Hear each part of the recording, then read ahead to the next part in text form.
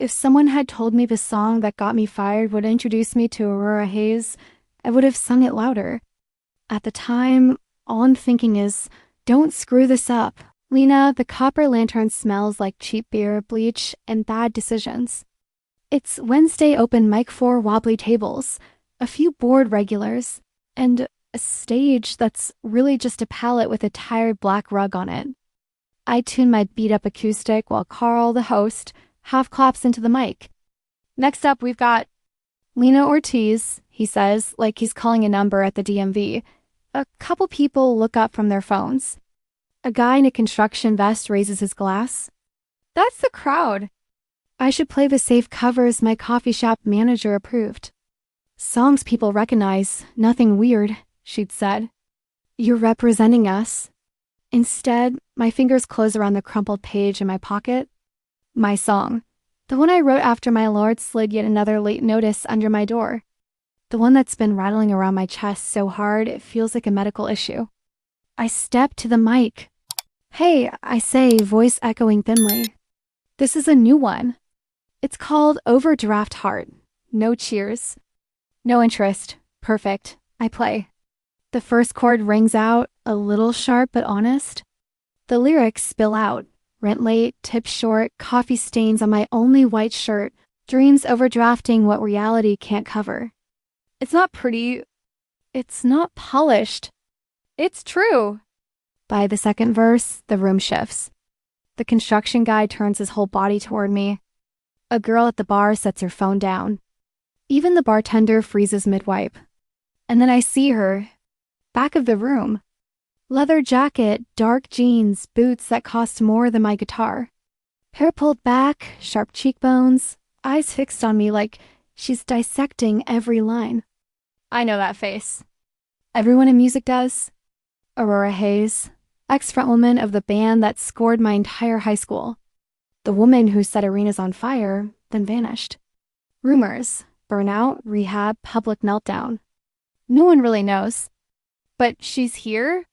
In this dive, watching me, my fingers almost miss a chord. Somehow, I make it through the last chorus, pushing harder, throat burning, chest aching. For the first time in weeks, I feel heard. I hit the final chord and let it ring. Silence, then scattered claps. Construction guy whistles. The girl at the bar nods like respect. I glance back to the wall. She's gone. My heart thuds. Did I just hallucinate a rock legend to cope with my anxiety? Very on brand. Ah, thanks, I mumble, leaving the mic. I'm sliding my guitar into its battered case when I hear it. Lena? Low, steady, real, I look up. She's right at the edge of the stage now. Up close, I can see faint lines by her eyes, a small silver scar on her jaw, the glint of a thin ring on her index finger. Aurora Hayes, in the flesh. Older than the posters I had on my bedroom wall, but somehow more dangerous, like a song that's been played enough times to grow new layers. Hi, I squeak, because I'm a professional. Her gaze flicks to my guitar, then back to my face. Her eyes are a light hazel, almost gold. That last one, she says. It yours? My throat goes dry. Yeah, it's new. Still rough. It's messy, she says bluntly. Couple of lines in the second verse try too hard. And your bridge undercuts your hook. I blink. Okay, wow. Hi, nice to meet you too. One corner of her mouth twitches. But your chorus? She tilts her head like replaying it. That was honest. Most people don't know how to write honest. They just rearrange slogans. I stare. This cannot be happening. Before my brain catches up, someone clamps a hand around my elbow. Lena, a word, now. Janice. Tight bun, tighter smile. My coffee shop manager. She drags me toward the hallway by the bathrooms, nails digging into my jacket. What the hell was that? She hisses. That was not on your approved list. Janice, relax, it went fine. You think because 3 drunks clapped this is fine. Her voice spikes. You made customers uncomfortable. I got a text. Your song was too depressing and political. We don't need that associated with the cafe. It was about overdraft fees, I protest. It was about being broke and desperate and screwed over by the suits, she snaps. None of that is good for business. I thought the point of an open mic was to be original. The point is to get people in so they buy drinks. Her smile goes ice cold. You're done. Don't come back to the cafe tomorrow. Or ever. The words hit harder than any heckle. You're firing me? Over a song? I'm letting you go because you're not a good fit, she says. Good luck with your art. She releases my arm and walks off, already typing, probably deleting my name from the schedule. I lean against the sticky wall, ears ringing. Fired. Over one song. I mentally tally. Savings, laughable, rent, too soon. Groceries. What groceries? Perfect. I sling my guitar over my shoulder and head out the back door. The alley greets me with cold air, rain, and garbage Seattle's signature mood. I'm halfway to the dumpster when I hear it again. Lena. I turn. Aurora Rory, my brain supply stands under the weak backdoor light, hands in her jacket pockets like she just stepped out of a music video and into my personal disaster. You okay? She asks. No, I'm fine, I lie. Her gaze sharpens, like she hears the wrong note. That woman your boss? Was, I say? Apparently my art is bad for latte sales. Her jaw tightens. She's an idiot. I let out a half laugh. Yeah, well, idiots sign my checks, usually. We stand there in the hum of distant traffic and muffled bar bass. You working anywhere else? She asks. Couple of gigs, I shrug. Nothing stable. But hey, who needs health insurance when you've got exposure, right? She ignores the joke. You written anything else like that song? Like Overdraft Heart? Like that, she says. Messy. Too honest. Like it hurt to sing. My throat tightens. I stare at my boots. I have a lot. Mostly living on my hard drive and in my head. No one really hears it. She steps closer. I can see a faint smudge of eyeliner under her eyes, like she's been here a while. I run a label, she says. Northline Records. Ever heard of it? Everyone has. Small, stubborn, known for putting out weird, brilliant records critics love even when charts don't. You run Northline? I ask. Co-founded it, she says. I produce most of our acts. I'm always looking for writers who can bleed on the page without turning it into melodrama. Her eyes lock on mine. You might be one of them, might. My brain fizzles. Is this serious? She pulls a slim matte black card from her jacket and holds it out. Come by the studio tomorrow. Noon, play me what you've got. I take it like it might dissolve. Northline Records in clean type, and underneath, Aurora Hayes, co-founder, producer, and a number. What if I can't? I ask, hating how small I sound. What if I'm not what you think? Her gaze softens just a notch. Then I'll tell you, she says. I don't do bullshit, but I don't make these offers for fun either.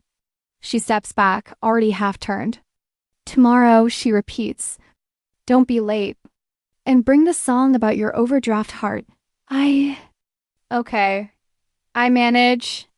She nods once and disappears into the dark. I stand there in the alley, cold seeping through my jacket, fingers tingling where they touched her card. I've just lost my job. I've just been invited to play for Aurora Hayes. I look down at the little black rectangle in my hand, the difference between panic and possibility. For one wild second, I consider dropping it in the trash, saving myself the humiliation of showing up and getting laughed out of some fancy studio.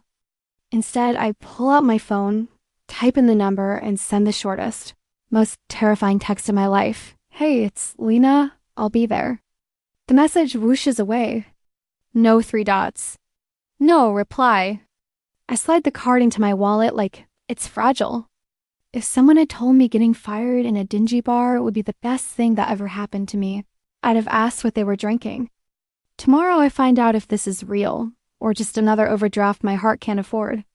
If getting invited to Northline Records was a dream, riding the bus there in a thrift store blazer that smells like someone else's detergent is the rude awakening. Seattle is doing its usual drizzle thing as I step off and so do, clutching my guitar case and trying not to think about how. I've only ever seen this building in other people's Instagram stories. Northline is just a converted brick warehouse wedged between a tire shop and a brewery. No neon sign, no dramatic entrance, just a small metal plaque, Northline Records. Okay, I mutter, adjusting my blazer. $0, no job, and one semi-legendary producer expecting you. Try not to faint. I buzz. Yeah, a voice crackles. Ah, hi, it's Lena Ortiz. I have a noon with the lock buzzes. Come in. Inside smells like coffee, sawdust, and cables. The lobby is small, a low couch, a struggling plant, framed photos of artists I half recognize. Behind the chipped front desk, a woman with a purple pixie cut and oversized headphones types like her life depends on it. She glances up, eyes flicking over my guitar, my blazer, my nerves. You're Lena? She asks. That's what my birth certificate says. Her mouth quirks. Kasha, studio admin, emotional support. Hayes is in Studio A. She points down a hallway. You're on time. Congratulations, you're already outperforming most people. Love a low bar, I mutter. Trust me, she says. It's not that low. I walk the hallway, peeking through small windows, a drummer obsessing over a snare hit, a teal-haired singer with eyes closed, gripping her headphones. The whole building hums like it's waiting for someone to press play. Studio A's door is half open. I nudge it. If the lobby was modest, Studio A is a spaceship high ceilings, acoustic panels, racks of guitars, glowing amps, and a mixing console that looks capable of launching satellites. Through the glass, a live room with a grand piano and a small forest of mic stands. At the console, one hand on a fader, headphones around her neck, Aurora haze, charcoal t-shirt, black jeans, hair twisted back. Less rock goddess, more sleep-deprived general. Somehow even more intimidating. She doesn't look up. Close the door, she says. You're letting the hallway in. I obey, suddenly aware of every breath. I set my guitar down, palms slick. A man in a too expensive blazer leans in from the corner, laptop open. Gelled hair, loud watch, smooth smile. This our new prodigy? He asks, eyeing me like a stock option. Rory glances over. This is Lena, she says. She writes. He stands, offering a hand. Brett Collins, co-founder, numbers guy. I sign the checks when Aurora decides someone is a gut feeling. His handshake is firm and empty. Nice to meet you, I say. We'll see, he replies. Rory doesn't bother with small talk. Guitar out, she says, nodding at my case. We're not here to socialize. My fingers fumble with the latches. My beaten guitar looks especially tragic next to the gleaming instruments on the wall. She pulls a stool into the live room and jerks her chin. In there. I swallow and sit. Through the glass, she adjusts knobs, watching me like an experiment. Her voice comes through the talkback, metallic. We'll start with the one from last night. Overdraft heart, slower. Don't perform it at me. Just tell it. Any chance we can warm up with something else? I ask. The red rec light clicks on above the door. No, she says. Count yourself in. I could walk out. Say I'm not ready to have my insides recorded and played back through studio monitors. Instead, I breathe and play. The song sounds cleaner here, every flaw exposed. I slow it down. The lyrics hang heavier, bank accounts, bounce checks. Fake smiles for customers while my stomach growls, landlords who call on the dot. Dreams that don't understand past due. By the chorus, my love's an overdraft heart, always spending what it doesn't got. I can't tell if the tightness in my chest is nerves or the song. The last chord fades. Silence. Through the glass, Rory is unreadable. Brett types, barely glancing up. The talkback clicks. Again, she says. What was wrong with that one? I ask. Nothing. She leans back. Again. So I do it again. This time I let the words drag where they hurt and bite where they're bitter. I picture Janice firing me. That bar. That moment my life tilted. I let myself sound angry. When I finish, my voice is roughened at the edges.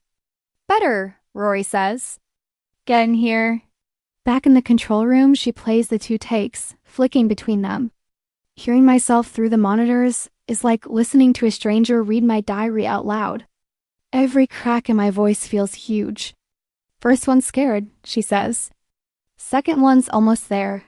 Almost where? I ask. To where the song thinks it is. She glances at me. You write like you're confessing. Then you sing like you're apologizing. It stings because it's true. Sorry, I mumble. See? She arches a brow. You apologize for apologizing? Brett lets out a polite, patronizing chuckle. We can always get a stronger vocalist to cut it if the writing's solid, he says. No offense. My spine snaps straight. I'm not just a pen with lungs, I say. The vocals are part of how I write. Rory's eyes flick between us, interest sparking. You have other songs? She asks. Yeah, tons. Go ones. Brett adds. Depends if you like honest or safe, I say, meeting his gaze. His smile tightens. Rory leans forward, elbows on her knees.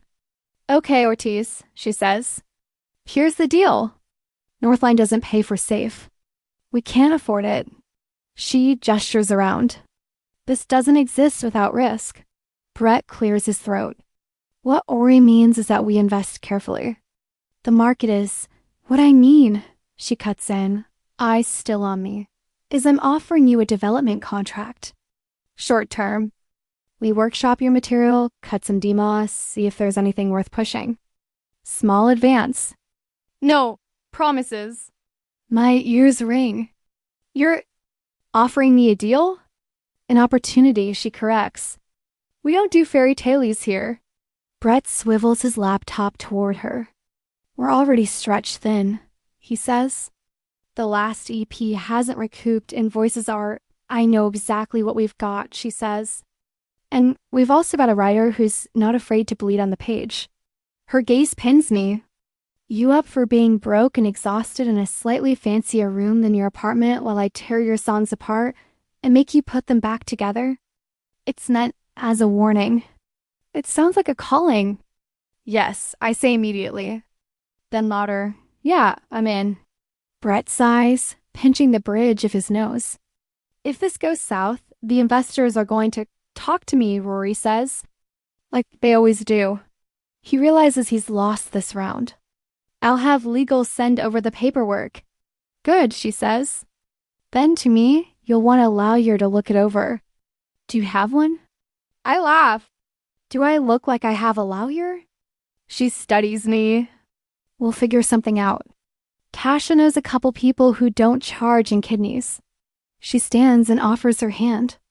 I notice the small tattoo on her inner wrist, a line of tiny musical notes, half faded. This is the part where we shake, she says, and you sell me your soul. My palm is sweaty, but I put my hand in hers. Her grip is warm, steady. Nice to officially meet you, Ortiz, she says. Welcome to Northline. Something inside me settles and unravels at the same time. I've just tied my future to a woman who looks at me like a puzzle she can't wait to solve, and who could ruin me with a single email. If someone had told me yesterday I'd sign away the next chapter of my life in a studio that smells like coffee and cables, I would have laughed.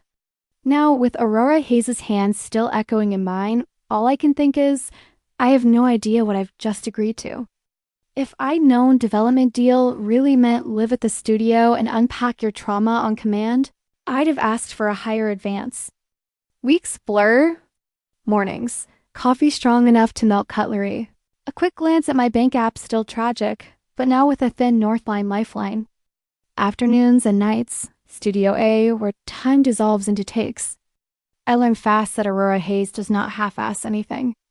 Again, she says for the third time, leaning back as my chorus echoes through the monitors. I drop my forehead to my guitar. If I play this one more time, I'm charging it rent. Then it should pay its share of the emotional utilities, she says, dead serious. Right now it's squatting.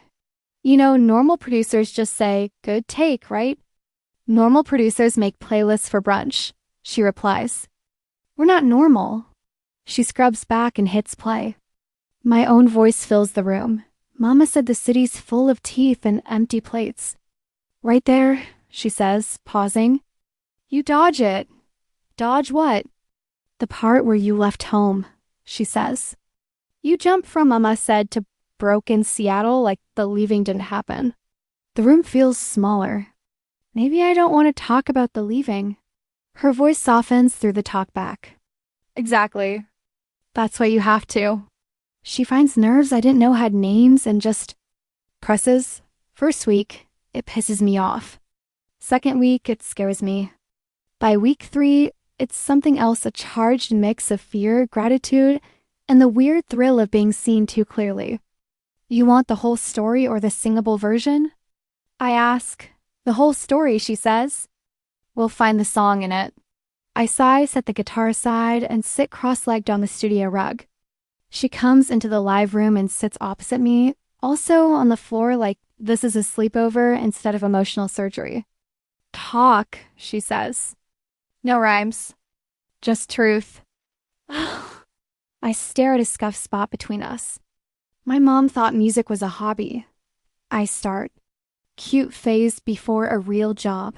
Parents love that phrase, she says. She wanted me to be a nurse. Or a teacher. Steady. Benefits. I got into a nursing program the same week I got into this tiny music institute in the city. And you picked the institute, she says.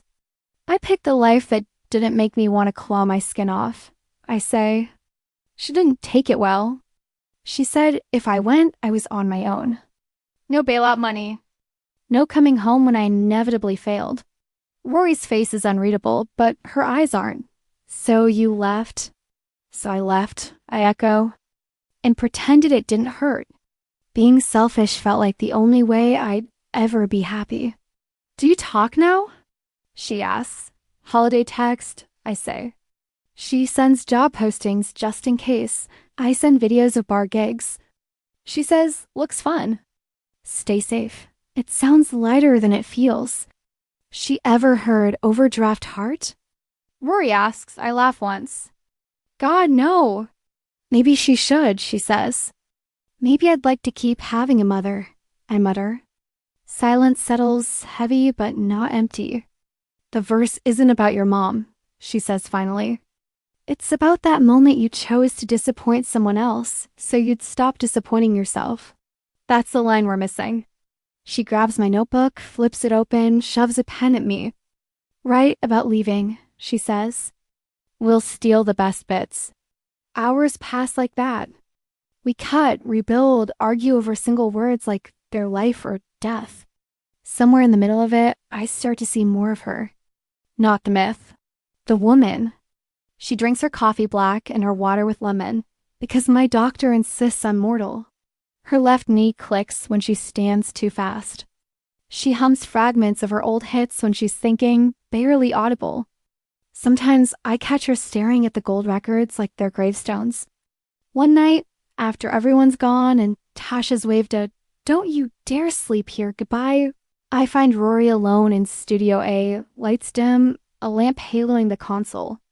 She's in the chair, headphones on, listening to a track I recognize instantly. One of hers. The one? The soundtrack of my teenage door slamming. Her voice explodes from the speakers, wild, free, too big for the room. I hover in the doorway. You can come in, she says without turning. Or keep pretending you're not eavesdropping. I step in. You used to scream that last chorus more, I say. On the live versions, she pulls one ear cup off, surprised. You've heard the live versions? Bootlegs, I admit. Shitty YouTube audio. You sound like a goddess through a sock. She huffs a laugh, lets the track play out, then sets the headphones down. That was the last song I wrote before I burned out, she says. Before everything went sideways. What happened? Slips out before I can stop it. She doesn't snap, just shrugs, slow and tired. Imagine a treadmill that keeps speeding up, she says. At first, it's adrenaline crowds, money, attention. Then one day you realize you can't get off without breaking something. So you keep running until your body quits for you. She glances at me. Mine quit, loudly in front of cameras. The meltdown. The one the internet still won't shut up about. I remember the headlines. The speculation. I don't say I'm sorry. I know what it's like to have your worst moment turned into content. That why you don't tour? I ask instead. That, and I got tired of singing the same songs for people who didn't care if I ever wrote again. She nods toward the console. Producing lets me stay in the room without standing on the pedestal. It's safer. The word sits between us. Safe. I think about my mom's safe path. Janice's safe cafe. All the safe choices that felt like slow suffocation. You don't make music like someone who wants to be safe, I say. Her eyes cut to mine, sharp and searching. For a second, everything else fades. The hum of gear, the buzz of lights, the city outside. We're just two women in a dark studio, pretending we're not standing on the edge of something unnamed. Go home, she says suddenly, breaking it. Sleep, you're about to fall over. I can run it again, I protest. We almost had that middle eight. You'll only beat it to death like this, she says. Songs need oxygen. So do writers. She grabs her jacket. Come on. I'll lock up. We step into the hallway. Instead of heading out, she nods toward a metal door. Ever been on the roof? She asks.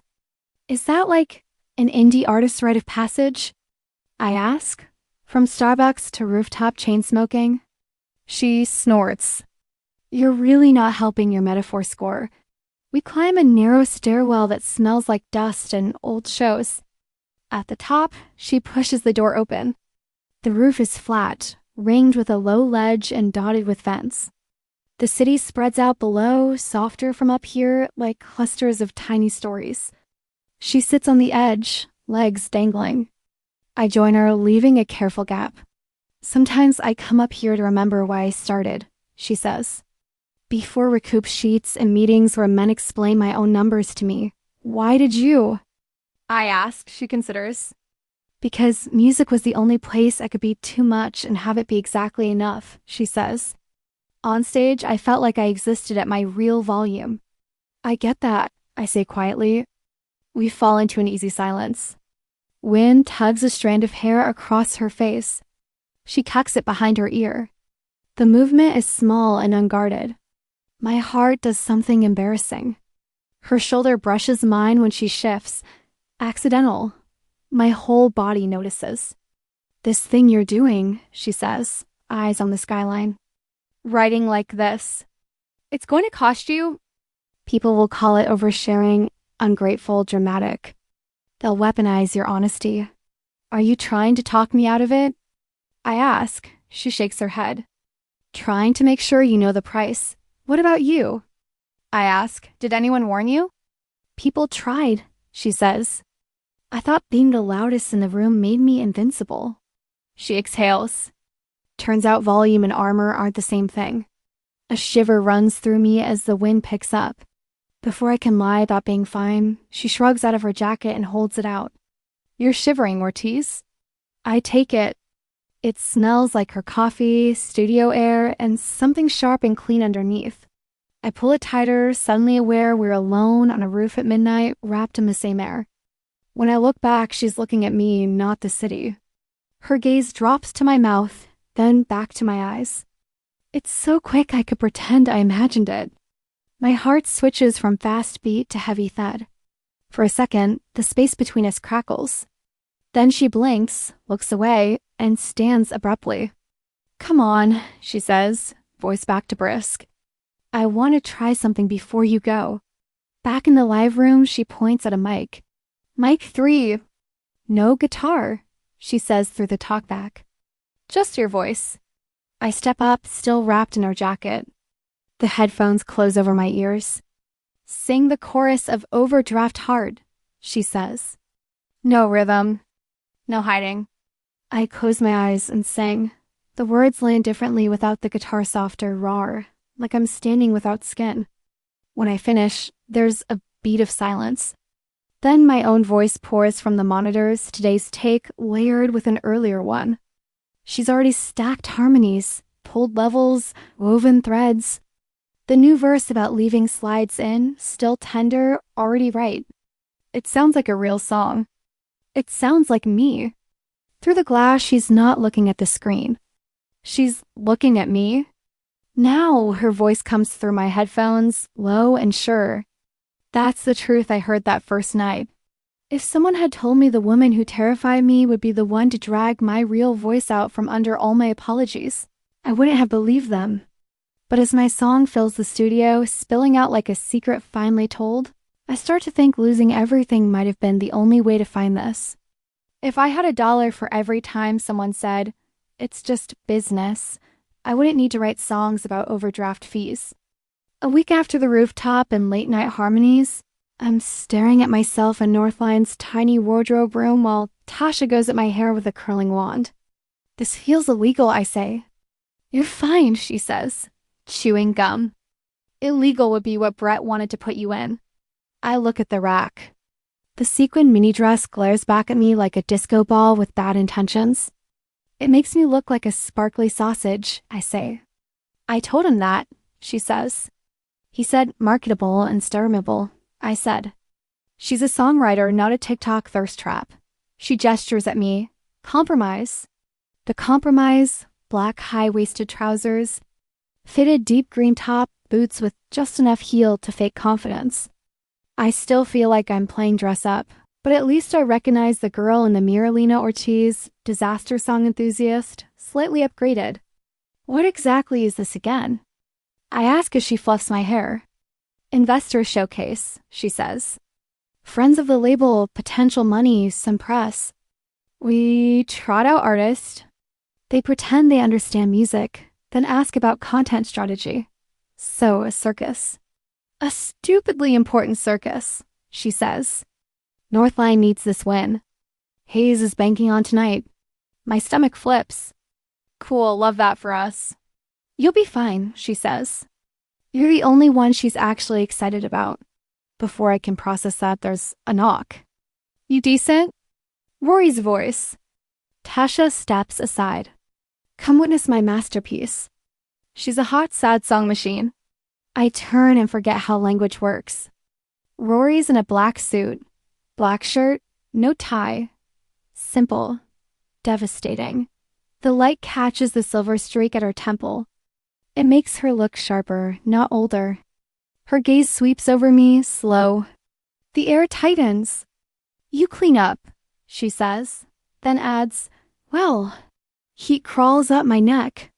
You too. Wow, Tasha says. The poetry in this room. Rory ignores her. They'll start arriving in 20, she tells me. We'll run Overdraft and Teeth City, shortened. Keep the talking minimal. Talking is my thing, I say. Tonight, the songs talk. You can be charming after the checks clear. As we walk towards Studio A now transformed into a showcase space with fairy lights, a tiny stage, and a fancy bar, I focus on breathing. Brett is already in peacock mode. Navy suit, pocket square, teeth bright enough to guide planes. Ah, here she is, he says. Our rising star. His eyes rake over me like he's evaluating packaging. You look fantastic, very. Accessible, relatable. We'll position you as the authentic voice of the working class. People eat that up. Nice to know my financial ruin has branding potential, I say. He ignores it. Remember, tonight is about story. Struggling barista, big dream, discovered by a legend. It sells itself. Good thing I'm a person and not a streaming docuseries, I mutter. Rory steps a fraction closer, her shoulder almost brushing mine. She's a songwriter, she says coolly. Not a sob story. Of course. Brett says, hands up. Just lean into the origin. Investors like arcs. People drift in. Suits, understudy cashmere, a couple local press faces. The room buzzes with networking noise that makes my skin crawl. Breathe, Rory murmurs near my ear. 2 songs. Some small talk. You'll survive. That's literally my 2 worst skills, I whisper back. Her lip curves. You'll be fine. Then she puts on her public armor-polished smile, measured nods, industry handshake mode. The roof-soft version of her recedes. I miss her immediately, even though she's 10 feet away. Brett clinks his glass. Everyone, thank you for coming. I'll keep this short so we can get to what really matters, the music. He does the spiel. History, authenticity, sustainable growth.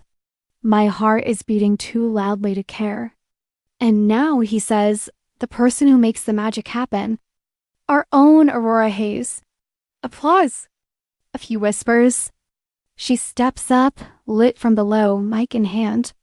Thanks for coming, she says, voice low and calm. We could send you spreadsheets, but that's not why we do this. Northline exists because some of us are still dumb enough to believe songs can change things. So instead of numbers, we'll play you what we've been working on. Her eyes find me. First up, she says, is someone I heard by accident in a bar that should honestly be condemned by the health department. Laughter. She'd just been fired, Rory continues, for telling the truth too loudly, which made her perfect for us. This is Lena Ortiz. My legs lock. Tasha nudges me toward the makeshift stage. Go make them feel things, she whispers. I step up, fingers shaking. The lights blur faces into vague shapes and glass glints. But I can see Rory at the console, hands on faders, eyes on me. I hang on to that. Hey, I say into the mic. I'm Lena, this is Overdraft Heart. It's about being broke and stubborn and refusing to stop dreaming even when your bank account begs you to. Polite chuckles. One woman near the front nods like she truly gets it. I play. The sound is cleaner than the bar, the silence heavier. The lyrics feel less like a risk and more like a dare. I lean into the new verse about leaving home and choosing myself, scars and all. At the chorus, I look up. Rory is watching me like that first night, laser-focused, like nothing else exists. It studies me. I sing to her, not the suits. The last note hangs. For a long breath, no one moves. Then, applause. Not explosive, but warm, real, snatches reach me, raw. Interesting tone, very current. We slide into Teeth City, the one about moving to Seattle, a city of teeth and empty plates. It's sharper, angrier. I see a couple of investors exchange looks, unsure if they're allowed to nod along to lines about landlords and vending machine dinners. When I step off stage, my legs are jello. A man in his 50s with a perfect tan and perfect teeth is waiting, hand extended. Lena, he says. Graham! I advise some of the investors. I shake his hand, trying to remember social skills. Hi. Very compelling, he says. Honest. That's hot right now. The word hot makes my skin crawl. With some polish, you could cross into mainstream. Polish? I repeat. He gestures at me at my guitar. Tighten the image, soften the edges. Less struggling barista, more aspirational but relatable. Maybe an up-tempo track, a remix, fun socials. People love a love story too. My stomach drops. A love story? Sure, he says breezily. We pair you with someone photogenic, build a narrative. Or his gaze slides over my shoulder. We lean into the muse angle. I don't have to look to know who he means. Aurora's image could use a refresh, he continues.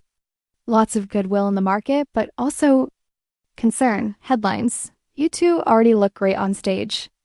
We hint at a romance, position you as the woman who inspired her comeback. Very palatable, very. Safe, that word again. It lands like an insult. I'm not a prop, I say, heat crawling up my neck. He blinks, then smooths his expression. Of course not. Just thinking strategically. Strategize someone else, I say. Rory appears at my side like I summoned her. Graham, she says, voice cool with an edge. You harassing my artist? Just talking brand synergy, he says. She's not a brand, Rory replies. She's a person. We sign people. The brand comes after. He chuckles like she's being cute. Aurora, be reasonable. There's a lot of money on the line. Image is everything. Then maybe we're in the wrong market, she cuts in. Because we're not faking relationships for streams. Conversations nearby quiet. My throat tightens. No one said fake, Graham says. We'd simply encourage what's already there. Her shoulders tense.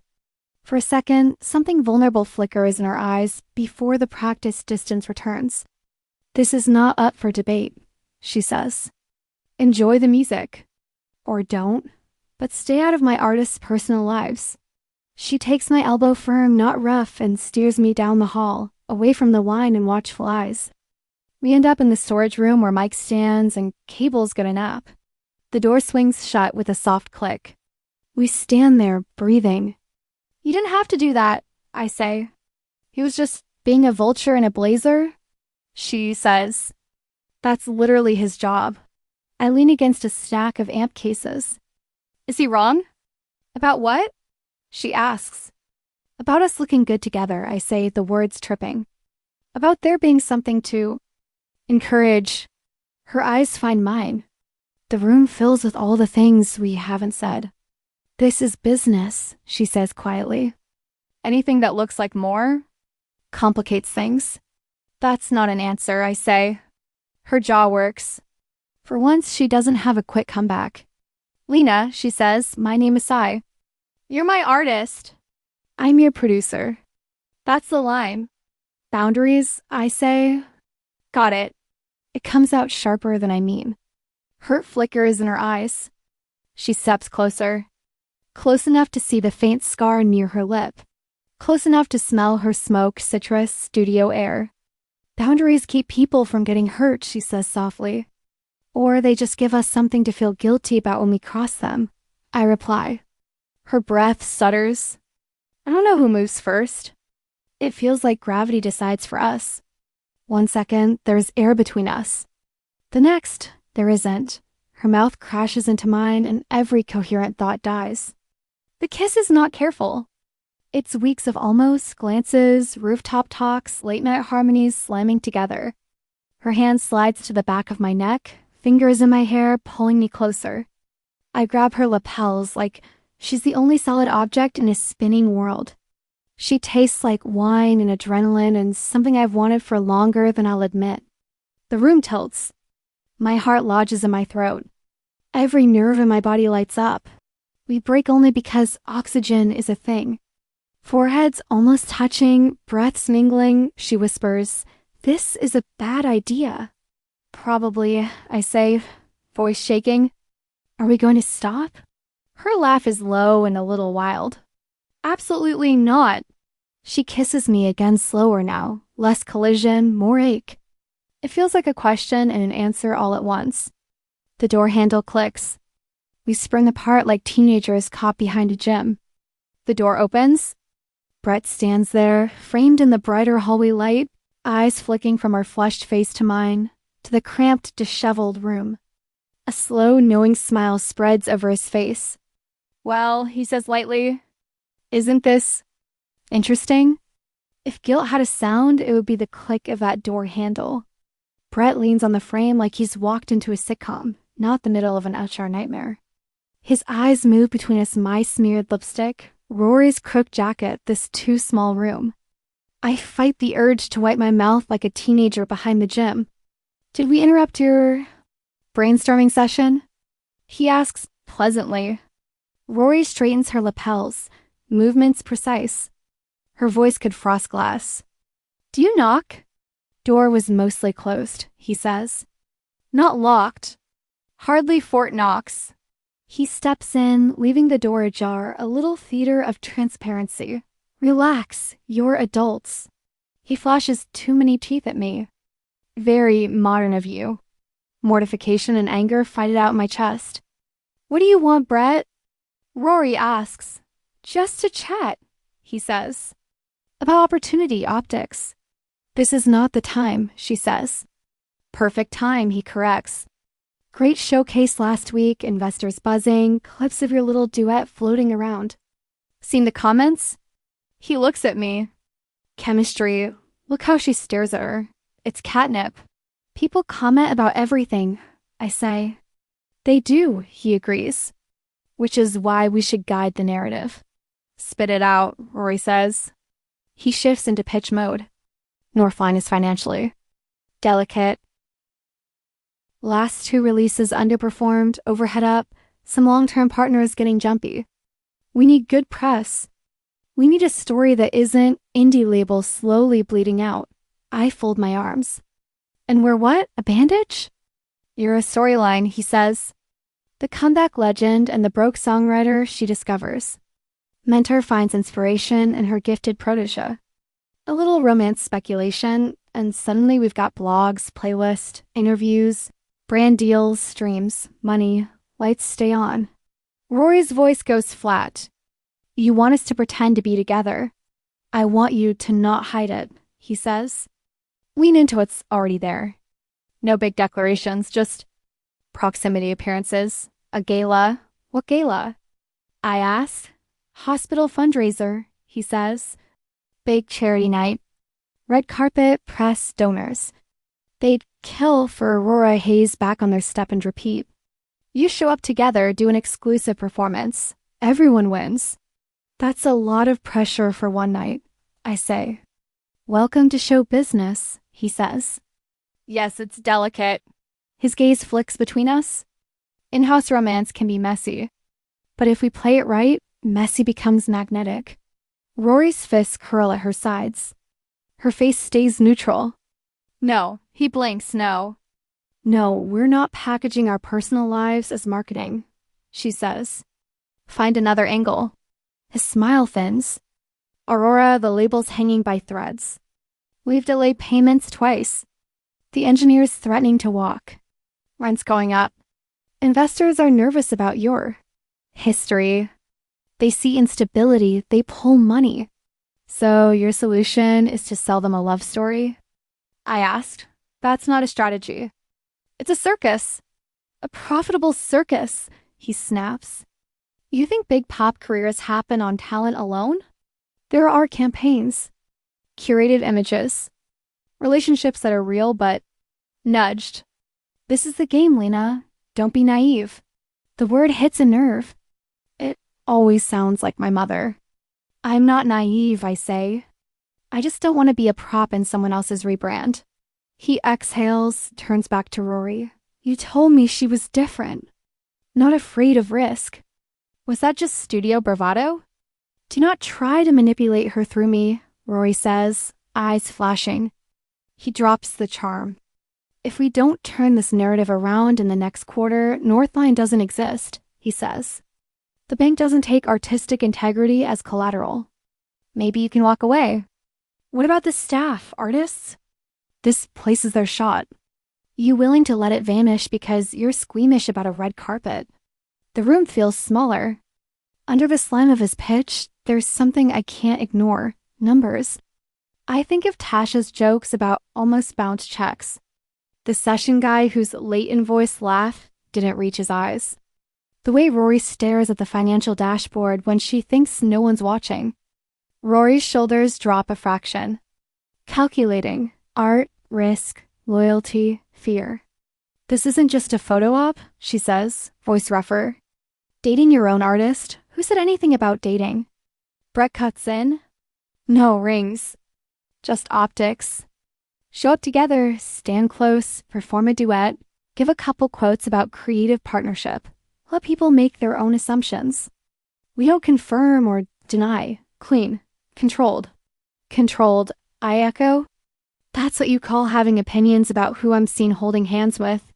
I call it strategic, he says. Rory looks at me. Really looks. Like she's searching my face for an answer she doesn't want to choose alone. You don't have to do this, she says quietly. She doesn't have to, Brett says. But if she doesn't and this ship goes down, she goes down with it. You can't launch an artist out of a corpse. The line lands. Not because it's cruel, because it's true. I picture the alternative. No gala, no buzz, no comeback legend and her muse. Headlines. Just songs on a hard drive and a label slowly suffocating. And I remember how it felt when Rory kissed me like I was the only thing anchoring her to the room. If we say yes, I ask, we do it on our terms. Meaning? He asks, eyes sharpening. No fake engagements, no stage paparazzi, no feeding lies to blogs. I say, if there's a story, it's because we're actually in the same rooms, performing, working.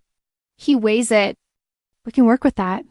No, Rory says, deal returning. I won't ask her to. You're not asking, I say, before I can overthink it. Both of them look at me.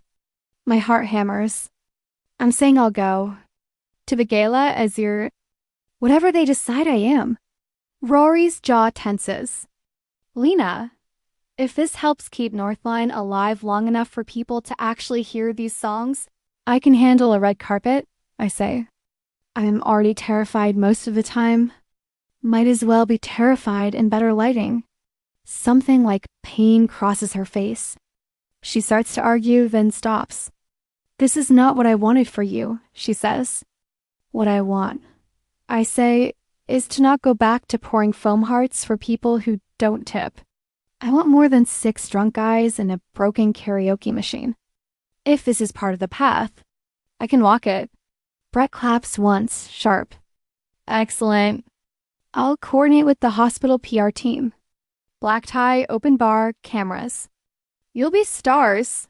He's almost out the door when Rory says, Brett. He turns. If you leak anything we didn't approve, she says, voice low and lethal, I'll make sure every artist in this city knows you can't be trusted.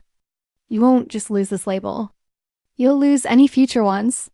For the first time, something like real caution flickers in his eyes. I would never, he says smoothly. We're on the same team. The door shuts behind him. Silence expands, heavy. You didn't have to agree, Rory says again, softer. You know that, right? I sag back onto an amp case. I know. She steps closer, then stops short, like there's an invisible line between us now. Last thing I wanted was for you to feel like I'm using you, she says, the words sour in her mouth. You're not the one who suggested it, I say. He did. I didn't shut it down fast enough, she says. That's on me. My eyes sting. I blink hard. Look, I say, I'm not thrilled about strangers zooming in on our hands. But if we're being honest, I meet her gaze. Part of me is just glad I get to hold your hand at all. Her breath catches. For a moment, the line between us flickers. I see the part of her already halfway across it. We have to be careful, she says, voice rough. If this goes wrong, it doesn't just hurt us. It hurts everyone tied to this place. I know, I whisper. We stand there, a breath apart, surrounded by everything we haven't figured out how to say. Okay, she says finally, pulling herself upright, armor coming back piece by piece. If we're doing this, we do it my way. Bossy, I say, trying to cut the tension. Professional, she corrects, but her mouth curves. Ground rules, non-negotiable. Hit me, I say. No kissing on red carpets, she starts, and my heart dips. No feeding fake stories to press. We don't confirm anything about us, we talk about the music. If they push, we pivot. Got it, I say. Music not making out. And, she adds, eyes softening, off the clock when it's just us. We get to be real. No performance. No PR. If this stops feeling like something you want, you tell me and we stop. No matter what Brett or anyone else says. The knot in my chest loosens a little. Same for you? I say. If this starts feeling like the treadmill again, we get off. She lets out a small, surprised laugh. Deal, we don't shake on it. We don't kiss again. We just stand there, two idiots agreeing to fake something neither of us is actually faking. If someone had told me my first public relationship would start as a crisis management strategy, I'd have called it the bleakest thing I'd ever heard. But looking at Rory, the worry lines by her mouth, the stubborn set of her jaw, the flicker of fear and hope in her eyes, I realized something else. Some stunts are just real feelings in nicer clothes. In a few weeks, I'll be in the nicest clothes I've ever owned, walking into a room full of cameras on the arm of the woman who kissed me in a storage room and then apologized for asking too much. I don't know what scares me more, the flashing lights waiting outside or how much my heart already feels like it's stepping onto a stage with no rehearsal. If selling your soul had a dress code, apparently it would be black tie optional, heavy on the sequins. The night of the gala, I'm back in Northline's glorified closet of a wardrobe room. No sequin sausage dress in sight. Thank God. You owe me your firstborn, Tasha says, zipping up a deep navy suit jacket that actually fits my shoulders. I can't afford a child, I say. But I'll name my next breakdown after you. Honored. We've swapped glitter for a tailored women's suit. Slim navy trousers, matching jacket. Black silk top with a subtle V. It feels like armor, not costume. Tasha steps back, grinning. There, you look like someone who writes songs about capitalism and then side-eyes it from VIP. I look like I sell insurance, I say, but even I don't believe it. I look sharp. Like I might belong on a red carpet. You got this, she says, meeting my eyes in the mirror. You go in, let rich people project on you, you sing, you come home. Night ends when you decide, not when they do. Echoes of Rory's philosophy. Not an accident. What about Rory? I asked, trying to keep it casual. Tasha's smirk widens. Oh, she's ready. A soft knock. Yeah. I call. The door opens. If I thought she looked good at the showcase, this is another level. Rory stands there in a black tux with a satin shawl collar, shirt open just enough at the throat to be distracting. Hair swept back, silver streak on display. She looks like every late-night crush I ever developed on women I knew were out of my league. Her eyes sweep over me once. Whatever she was going to say evaporates. Well? I ask. You look... She searches for the word. Like yourself. Turned up. Same. I manage. Okay, I'm leaving before the air catches fire, Tasha says, backing out. Be iconic. Don't ruin any charities. The door shuts, and the noise outside dulls. Rory steps in, closing the gap between us and the rest of the world. You sure you're okay with this? She asks quietly. We can still, yes, I say. Then admit, no, but also yes. Her mouth curves. That makes two of us. She offers her arm, mock formal. Ms. Ortiz, shall we go confuse some donors? I slide my hand around her forearm. A little jolt climbs my arm. Lead the way, Miss Hayes. The gala hotel looks like money tried to become architecture chandeliers, the size of small cars. Ice sculptures, plural. A string quartet doing moody covers of pop songs. The step and repeat backdrop with the hospital logo is where the cameras swarm. That's where we're headed. Rory's grip tightens slightly as we approach the hum of tension under the tux. You can bail, she murmurs. Last chance. I'll tell them you got sick. I'm not leaving you alone with the ice swans, I say. We made a deal. She gives me a quick, grateful look. Then we do this together. An event handler spots us and nearly levitates. Ara, thank you again. The kids are going to die when they see... Oh my God, not die. I mean, it's fine. Rory cuts in smoothly. We're glad to be here. This is Lena. Lena, hi. The handler says, you'll walk together, then quick interviews with City Beat and the hospital's channel. Keep it light and heartwarming. No heavy industry talk. This is for the kids. Copy that, I say. No recoupment or exploitation chat. Very unsexy. She laughs nervously. Exactly. We step onto the carpet. The world becomes light. Rory, this way. Aurora, who are you wearing? Is this your girlfriend? Questions fire at us from all sides. I try not to flinch. Rory angling us toward the cameras, her hand slides from my arm to the small of my back. Warm, steady. Just look at me, she murmurs through her smile. Let them think what they want. So I do. We turn toward each other for the photos. Flashbulbs pop. Give us one where you look at each other. Someone calls. We do. It doesn't feel like acting. A city beat reporter in a red jumpsuit waves us over. Aurora Hayes in the flesh, she grins. And this must be the mysterious new artist everyone's buzzing about. This is Lena Ortiz, Rory says. She's the reason I dusted off my good shoes. The reporter beams. Rumor has it you two are quite the duo on stage and off. Fans have been shipping you since that rooftop live stream leak.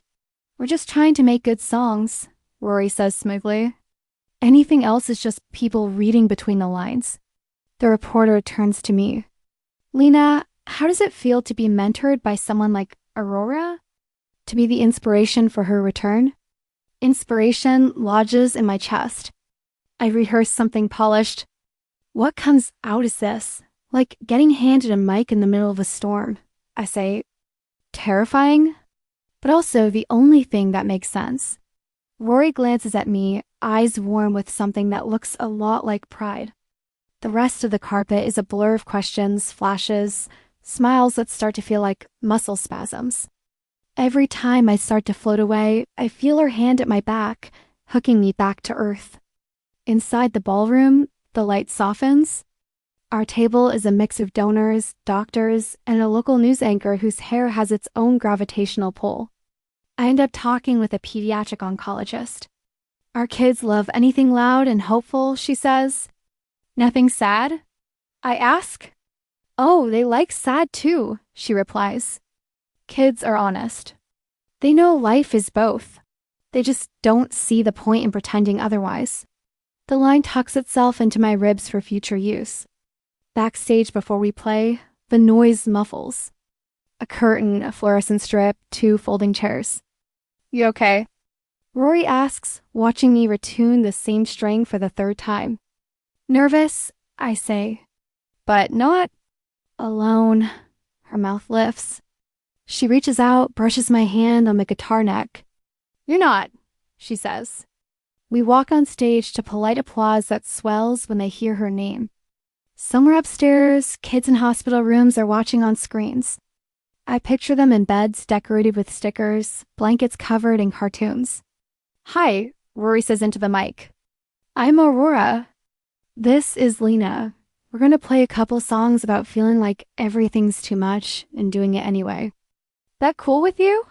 Someone calls, We've all been there. From the back. We start with one of her old hits, strip down her on acoustic, me on quiet harmony. The room softens around us. Then, the new one? This next song is new, she says. Lena wrote it. It saved my life a little. Maybe it can save a corner of yours. My throat tightens, but I start anyway. Suitcases, ultimatums, choosing a city over a kitchen table. Guilt and relief braided together. The chords are simple. The words are not. When the chorus hits, Rory's harmony wraps under mine, steady as a hand on my spine. For 3 minutes, there's nothing but us, the song, and a room full of people who, for once, aren't calculating ROI. They're just listening. When we finish, the applause is real. A few people stand. The oncologist wipes her eyes. Backstage, my whole body buzzes. You were incredible, Rory says, turning to me. There's no filter on her face now, just admiration and fierce relief. You weren't terrible, I say, breathless. Decent backup singer? She laughs, shaking her head. Come on. Let's get out of here before they ask us to share our journey. We slip out a side door, ducking the media. The hallway is quiet, lit by soft sconces. My ears ring with the sudden hush.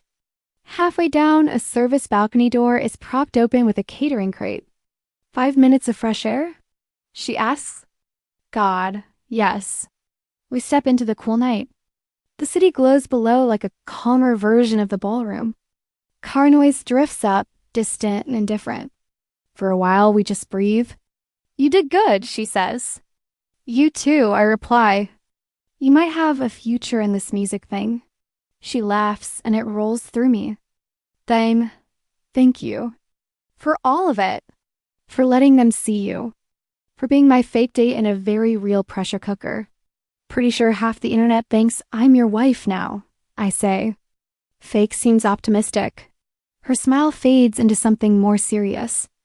I meant what I said in the storage room. If this ever, I know, I say softly. I meant what I said too. I'm here because I want to be. Not just for the songs. Her gaze sharpens. Up close, I can see every small detail. Silver in her lashes, the soft lines at the corners of her mouth when she's holding back a smile. You keep doing that, she says quietly. Doing what? Telling the truth, she says. Even when lying would be easier. I shrug. Occupational hazard? She reaches up, brushes a strand of hair from my face. The touch is gentle, careful. This part, she says, this is not for them. Not for Brett. Not for the feeds. I know, I whisper. Good, she kisses me. Different from the storage room, no panic, no interruption to fear. Slow, deliberate, like we're finally stepping into something we've been orbiting for weeks. Her hand slides to the back of my neck, thumb tracing a small circle. My fingers curl into the lapel of her tux, and then along her shoulder, learning the lines of her. The city hums under us, unbothered. When we finally break, our foreheads rest together, breaths mingling. Come home with me, she says quietly. No act. No PR, just 4 words, fragile and huge. My answer is yes before my mouth catches up. Her loft above the studio looks different at night. I've seen it in daylight in between hours, half-eaten takeout, lyric scribbles on the counter. Now it's warm pools of lamplight, records by the turntable, a half-finished painting leaning against the wall in wild strokes. We kick off our shoes by the door. For a moment, we just stand there in socks and formal wear, 2 overdressed idiots in a room full of instruments. You want a drink? She asks. Water? Wine? Water, I say. My head is already loud enough. I drift toward the fridge. Photos are stuck all over it, her band in some grimy dressing room, Tasha asleep on the studio couch with a cat in her lap, a blurry shot of a crowd from a stage. She hands me a glass. Our fingers brush. This doesn't have to be anything, she blurts. Tonight, I mean, if you're tired or overwhelmed or if it's just adrenaline. It's not just adrenaline, I say. She searches my face, looking for doubt. I let her see everything else, the fear, the want, the ridiculous amount of trust I'm placing in her hands. Okay, she says, voice softer now. The rest unfolds slow, unhurried. Clothes become suggestions. Touch becomes language. I'll remember the way her hands learn me, the way she says my name like she's afraid of forgetting it, the way every kiss feels like a line we're writing together. We don't talk about labels or optics or development deals. We talk in sighs and laughter and the quiet sounds people make when they finally stop pretending they don't want what they want. Later, tangled in sheets that smell like her detergent and faint studio air, she traces patterns on my shoulder. This, she murmurs into my hair. This is real. It's not a question. Yeah, I say. This is real. I fall asleep with my head on her chest, her heart beats steady under my ear, thinking for the first time in a long time, I might actually be where I'm supposed to be. My last thought before I drop under is stupid and soft. Maybe the story won't just use us. Maybe we get to write it. On the nightstand, her phone lights up again and again, face down on silent. Headlines, mentions, alerts. The internet has already seen us. Morning hasn't, not yet.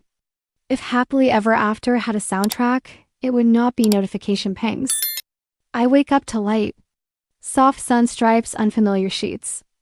exposed beams instead of my cracked ceiling. The bed is bigger, warmer. The pillow smells like faint perfume and sleep-warmed skin. Rory, my body remembers before my brain does heat. Laughter, her mouth like we'd practiced it. The weight of her arm around me. Her heartbeat under my ear when she said, "This is real." I roll over, reaching cold sheet. Her side of the bed is empty. The dip where she was is still there, cooling. Unease tightens in my chest. "Rory."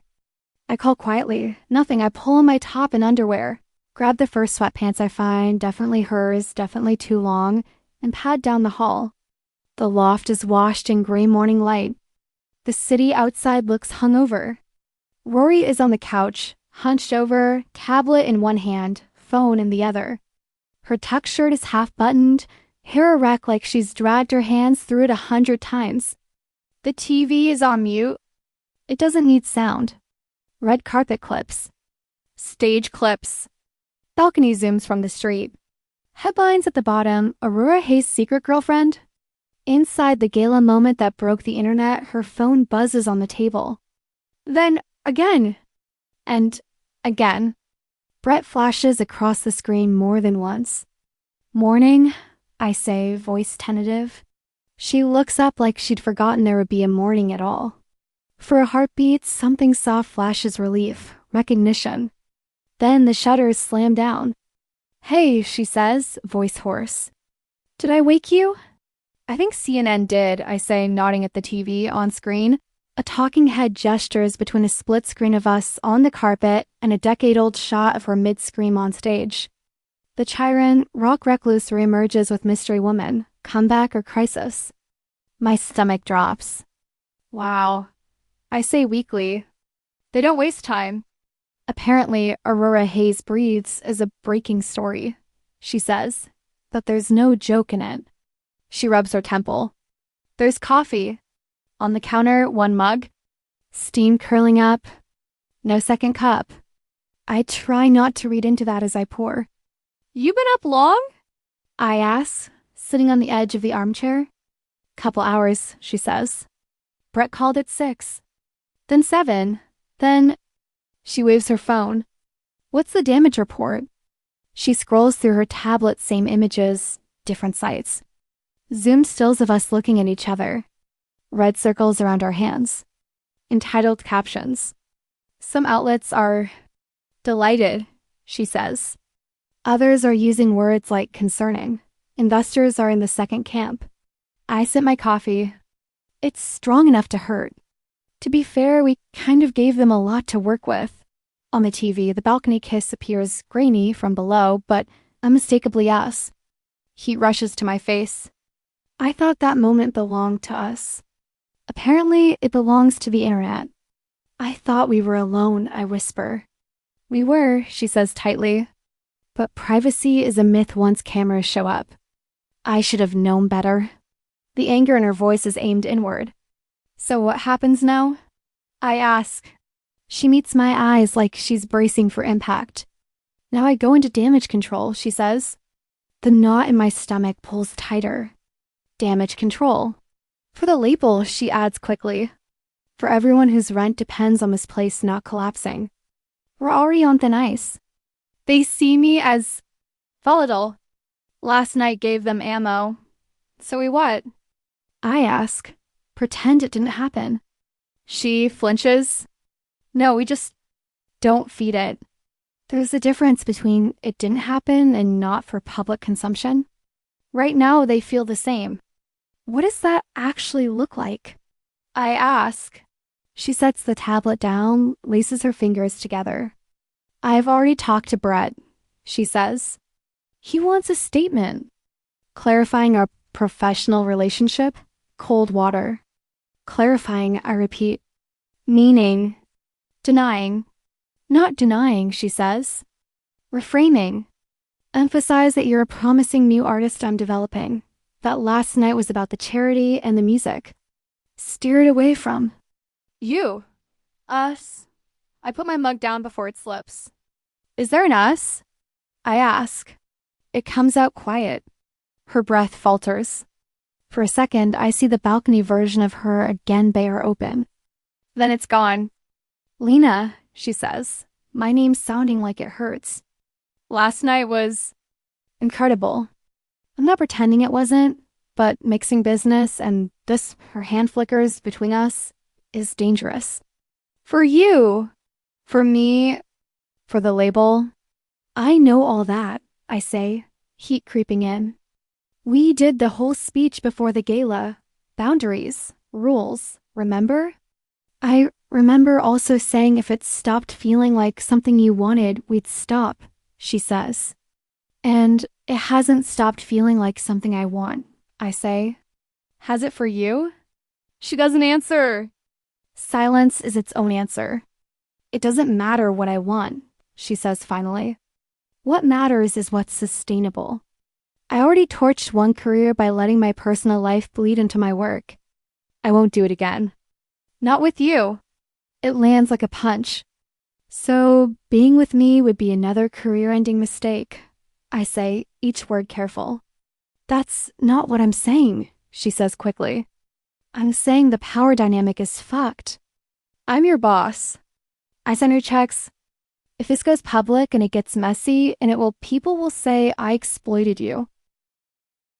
That you slept your way into a deal. They'll tear you apart. They'll use it to discredit everything you write. And they'll use me to prove every ugly headline right. And the solution is... What? I ask. You talk about me like I'm just your latest pet project and we pretend we're coworkers? She doesn't meet my eyes. Brett's drafting the statement, she says. He wants to show it to you. That's what he says anyway. That's still not an answer, I say. Her shoulders sag. I don't know how to do this, she says, voice fraying. I'm trying to protect you. Protect everyone. I'm trying not to burn it all down because I can't keep my hands off you. The honesty slices straight through my anger. I don't need you to protect me from wanting you, I say quietly. I need you not to erase me in public while you memorize me in private. The silence that follows is louder than the headlines scrolling by. Her phone buzzes again. Brett, she stands, pacing once, twice. There's a meeting at 10, she says. Investors, lawyers, Brett, me. They're going to want assurances. A plan. I have to go be the adult in the room. What about me? I ask. You've got a writing session with Jody in Studio B this afternoon, she says, retreating into logistics. I had to cancel ours. You canceled without telling me? I ask. I was going to... When? I cut in. After the statement? After you go on camera and talk about me like a bullet point? Lena, she says. Please. I wrap my arms around myself. You know what's messed up? I say, I get why you're doing this. That doesn't make it hurt any less. She takes a half step toward me, then stops at that invisible line. I'm sorry, she says. She means it. It doesn't help. Yeah, I say. Me too. The studio feels different. Conversations dim when I walk by. People look at me, then at their screens. Tasha watches me from the front desk, browsing it. You okay? She mouths. I give her a thumbs up that even I don't buy.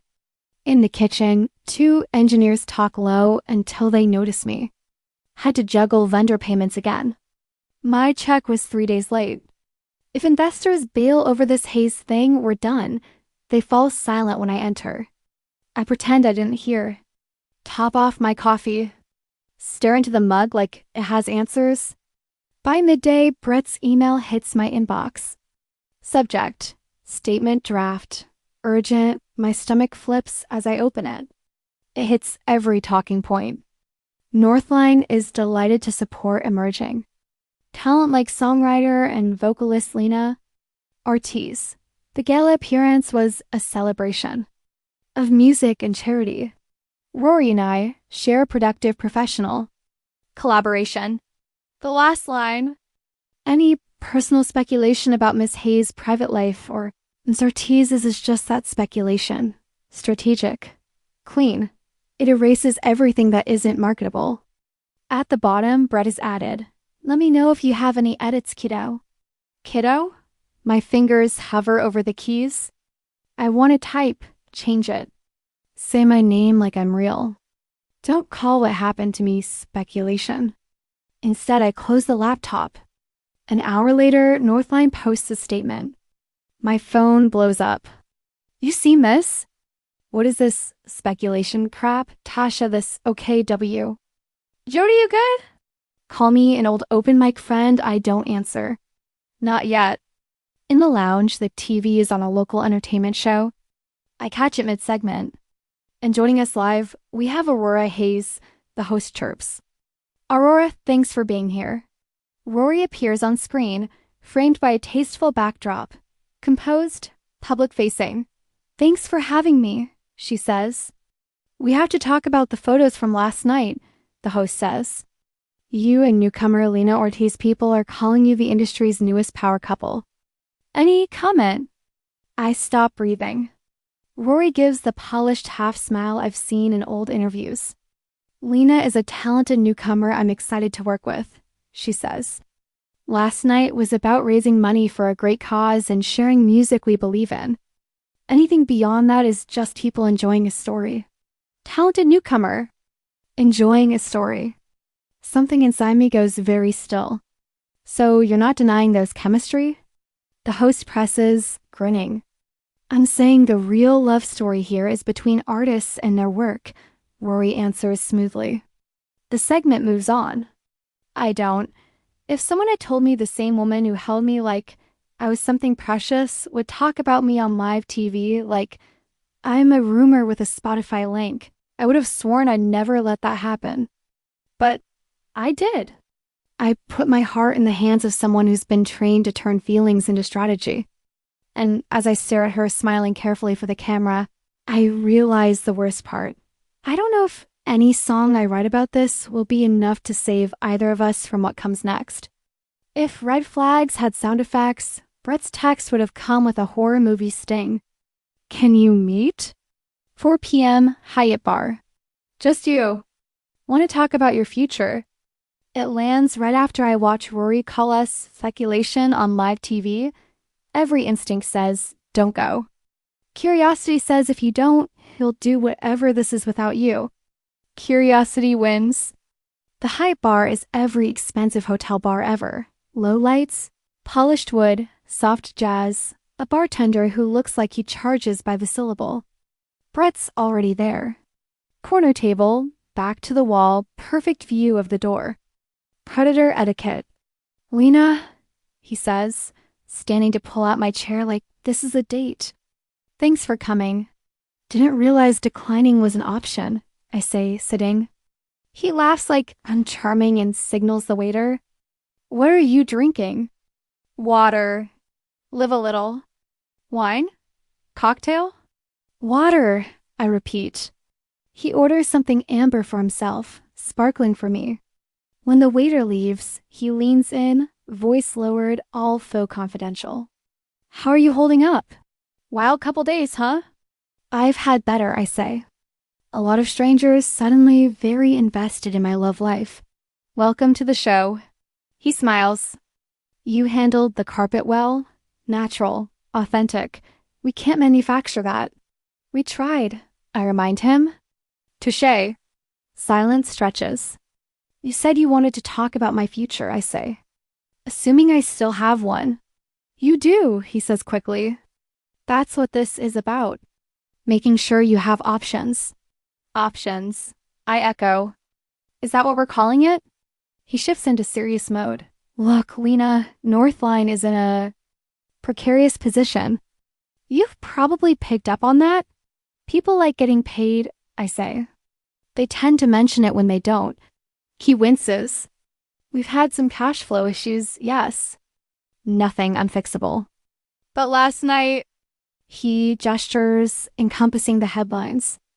Last night complicates things. Because, God forbid, a lesbian kiss someone she actually likes, I say. Very off-brand. Because investors are skittish, he says. They already think Aurora is a liability, unstable, hard to control. Add a relationship with an artist she has power over. and their lawyers start saying conflict of interest and exposure. Pretty sure we're the ones who got exposed. I mutter. He breezes past it. They're nervous. Nervous money walks. If enough of it walks, Northline collapses. Everyone loses. I'm aware, I say. She gave me the ship's sinking speech, too. Of course she did, he says. She cares. That's half the problem. Caring is a problem now? In business? He shrugs. Caring clouds judgment. Makes you take risks that don't make sense on paper. Like signing me, I say. Exactly. He says, then catches himself. You're talented. But no following, not radio easy. Your songs are intense. Critics will love you. Algorithms, maybe not. You're a gamble. Your bedside manner is incredible, I say. He sips his whiskey, eyes never leaving mine. You and Aurora invest in feelings, he says. I invest in numbers. Someone has to. And what do the numbers say? I ask. He slides his phone over, spreadsheet, columns of red. A few thin lines of black. Without a major cash infusion, he says, we have 6 months. The number hits hard. I knew it was bad. I didn't know it was countdown bad. So what, you want more galas? I ask, more balcony kisses. A live stream of our next fight? He shakes his head. I want to protect Aurora's legacy. And yours. The way he says it makes my skin itch. Bye. He leans in, voice dropping. By getting you out before the ship sinks. I blink. Out? Out of Northline, he says. Clean. Quiet. Early release. No penalties. We spin it as a mutual decision. You want to pursue other opportunities. We're shifting focus. I make some calls at a bigger label. Send your demos. You land somewhere with deeper pockets. And Aurora? I ask. She stays, he says. She's tied to this place. You're new, nimble, a free agent is valuable to you and to us. To you, I say slowly, or to you. He gives a thin smile. To everyone? It's slick. It sounds almost kind. Like a lifeboat, almost. What's the catch? I ask. No catch, he says. Just conditions. There it is. Go on. First, non-disparagement. Standard. You don't badmouth Northline, Aurora, me. No tell-all interviews, no subtweets, no real story TikToks. I don't even have TikTok. Then it'll be easy, he says. Second, if the press asks, you deny any romantic relationship with Aurora. You say you were flattered by the speculation, but it's a professional mentorship. Nothing more. Let the fans ship. The official line matters to lawyers. Lawyers, I repeat. Cool. He shrugs. Litigious world. Keep things clean. Clean, I say. Like we never happened. He doesn't correct me. In exchange, I say, I get out of a contract you seem to think is a bad investment, and you get to, what? Paint this as Aurora being reckless again while you play responsible partner. I get to stabilize the label, he says. You get a fresh start before this becomes the only thing anyone knows about you. Win-win. It's almost convincing. Almost. Does Aurora know you're doing this? I ask. He hesitates. That half second tells me plenty. She knows we've discussed best case scenarios, he says. She knows staying entangled is bad optics for you. She wants to protect you. She just doesn't always know how. So you're here to protect me. For her, I say, if you want to put it that way. I watch him. The watch, the rehearsed empathy, the way he phrases everything like a favor. Something clicks. You're scared, I say. He blinks. Excuse me? You're scared this blows back on you, I say. That when investors get spooked and auditors sniff around, and they will, they'll see more than awkward carpet photos. They'll see numbers that don't add up. Late payments. Shell companies in the vendor list. For a split second, his mouth tightens. Then he laughs. Been studying the books, have you? He says, you and Aurora both love a conspiracy. It's not a conspiracy if someone really is cooking the books, I say softly. His eyes edge sharper. The charm cracks just enough to show steel underneath. Careful, kiddo, he says. Throwing words like fraud around without proof is unwise. So there is something to see, I say. He leans back, all relaxed threat. There is a label in trouble, he says. There are artists who'll be collateral damage if this spirals. I'm trying to prevent that. Are you? Under all the slickness, there's real fear. Not for the label. For himself. I love this place, I say. I love what it could be. I don't love the idea of being bought off to pretend nothing's wrong. No one's buying you off, he says smoothly. We're offering you stability. A career, not a cautionary tale. Is that so terrible? I think of my empty fridge. My landlord's overdue notes. My mom's job links. The way it felt to sing with Rory at the gala, like I've finally stepped into the right room.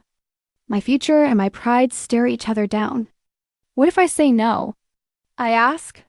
He swirls his glass, watches the ice spin. Then you stay, he says. The headlines keep multiplying. Investors keep asking questions. Northline wobbles. When it falls, people will say Aurora lost focus. Got involved with an artist. They'll cast you as the reason. The ungrateful little songwriter who dragged her down. That's not what happened, I say. He smiles thinly. Since when has that mattered? The worst part? He's not entirely wrong. I push my glass away. I'm not taking your deal, I say. My voice is steadier than I feel. I'm not going to lie about what happened. And I'm not going to let you turn this into a morality play where you're the hero and I'm the cautionary slut. His jaw ticks. The charm vanishes entirely. Think carefully, Lena, he says. You don't have the luxury of principles. Maybe not, I say. But I have to live with myself when the camera's off. That's worth more than whatever hush money you're calling opportunity. We stare each other down. Finally, he lifts his hands. Have it your way, he says. Remember, I tried to help. Funny, I say, standing. That's exactly what I'm going to say about this conversation someday. I don't go home. I don't go to Jody's session. I go to the studio. Through the glass of Studio A, Rory is at the console with two men in suits and a woman with a legal pad. Papers everywhere. Everyone looks exhausted. I wait until the suits leave tight smiles, firm handshakes, then slip in before she can disappear into another meeting. She looks wrecked. Not in the bad hair way. In the too much weight on one's spine way. Busy day? I say. She startles, exhales, always. We need to talk, I say. She closes her eyes for a second, like she's bracing for impact. Lena, I'm exhausted. I can't, I say. Brett just tried to bribe me. That snaps her awake. What? I tell her. All of it, high at bar. Early release, non-disparagement, denials, threats, disbelief flickers to anger, then something like shame. He went behind my back, she mutters. He said he just wanted to... Jesus. He's scared, I say. And when guys like him get scared, they move pieces around the board. Or pieces. She rubs her forehead. I'll talk to him. That's not enough, I say. You need to look at the numbers. Really look. The late payments, the cash flow issues. Rory, this doesn't feel like just a struggling indie label. It feels like something else. Her expression shudders. You think he's stealing. I think he's not telling you the truth, I say. And I think he's counting on you being too guilty and overwhelmed to notice. Her jaw tightens. You sound very sure for someone who hasn't seen the books. I sound like someone who just turned down a lifeboat because I believe the ship is worth saving, I say. Please don't make me feel stupid for that. She looks away, then back, torn. I appreciate that you turned him down, she says. I do. But I can't accuse my business partner of fraud because my artist is angry at him. I flinch. Is that what you think this is? I'm just mad? I think you're hurt, she says carefully. By all of this. By me, and that's valid. But I can't let your feelings dictate my feelings. I cut in. Your CFO tried to buy my silence, and your first instinct is to treat it like I'm starring drama? That's not what She stops, exhales hard. This is exactly why we shouldn't have crossed that line. It's what I was afraid of. You getting dragged into stuff you shouldn't have to deal with. Getting caught in the crossfire. I'm already in the crossfire, I say. You put me there. You invited me into your label. Your life, your bed. And now I'm what? An over-emotional employee? Her face tightens. That's not fair. What's not fair, I say, is you asking me to trust you while you sit on TV and call me speculation? She flinches. Silence falls, heavy. I am trying, she says finally, voice low, to keep this place alive. To keep you from being eaten alive. To keep myself from repeating every mistake that almost killed me. And in the process, I say, you're making new ones. Her eyes flash. Like what? Like staying in business with a man who thinks you're a liability and I'm leverage? I say, like refusing to see he's playing you while you put out PR fires. Like pushing me away because managing fear is easier than managing feelings. Something in her hardens. Maybe he's right, she says. The words hit like broken glass. Right about what? I ask, already knowing. About you being a distraction I can't afford, she says. About needing to focus on the label, not on whatever this is. About getting involved with you being a mistake. The room tilts. A mistake, I repeat. She winces like hearing it out loud hurts her too. Professionally, she adds, too late. I mean, no, I say. You were clear. Lena, I hope the investors appreciate the sacrifice. I say. Tell them I said hi. Or whatever the NDA-approved version of hi is. I turn for the door. My hand shakes on the handle. On the way out, I pass the small office where they do accounting and investor calls. The door is half open. On the monitor, another spreadsheet. Red cells. An email thread. Subject lines I catch as I pass. Transfer confirmation, Shelco Holdings asset purchase. Agreement, urgent, my stomach flips. Behind me, Rory says my name again, sharper. Lena. Wait, I don't. If someone had told me the person I trusted most to tell me the truth would look me in the eye and call me a mistake, I'd have said I'd write a song about it, put it in a bridge, and move on. But as I walk down the hall and leave my keycard on the console without looking back, I know this isn't a bridge. This is the kind of wound that needs a whole album. If Heartbreak had a to-do list, Organize Your Google Drive would not be at the top. 3 weeks after I walk out of Northline, my life is half-packed boxes, borrowed couches, and late-night gigs that pay in crumpled bills and drink tickets. The room I'm renting in a creaky Capitol Hill apartment smells like incense and cat hair. Some long-forgotten indie band stares at me from a curling poster. My guitar case slumps open in the corner like it's as tired as I am. I've played 3 bars this week, poured coffee at a pop-up, handed out flyers for an art walk. I've ignored every notification that even might be from Rory, which has been easy, because there haven't been any. No calls, no texts. Just the ghost of mistake echoing in my chest. I left Northline with a backpack, a thumb drive full of DMOS, and the kind of ache you write albums about. For a while, I told myself I could just move on. Write my petty breakup EP. Pretend I never saw red numbers on a monitor or Shelco Holdings in a subject line. But the problem with being a songwriter is that your brain never stops looking for patterns. And the numbers won't leave me alone. On my laptop, the last royalty statement Northline sent me glows in the dark. Total, $0, no surprise. We hadn't released anything yet. It's the fine print that makes my stomach twist. Recoupable expenses. Studio time, fine. Engineer fees, sure. Then, equipment rental, Soda Media Services, $2,500. Consulting fee, Collins Strategic, $4,000. Marketing retainer, Shellco Holdings, $3,750. Shellco. I lean back, rubbing my eyes. The name yanks me straight back to that glimpse in the office. Transfer confirmation, Shellco Holdings. Asset purchase agreement. Read everywhere. Most artists I know skim their statements and file them under future resentment.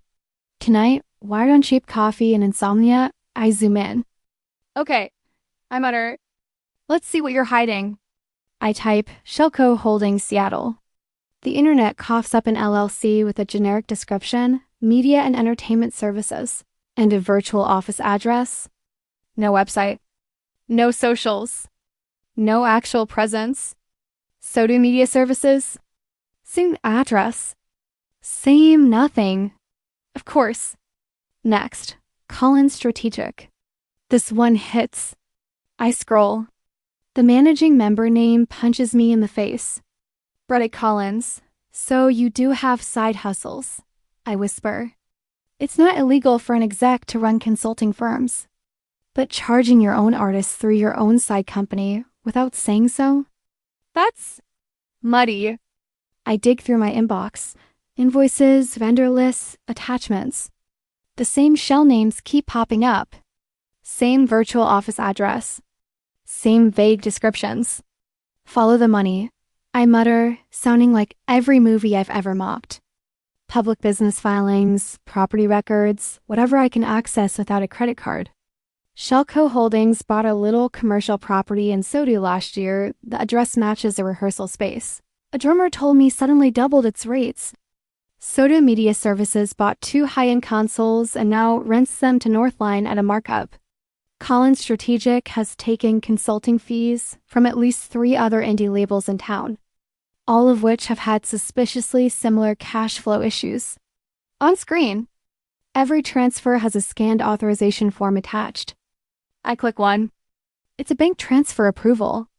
At the bottom, in grainy black and white, is a signature.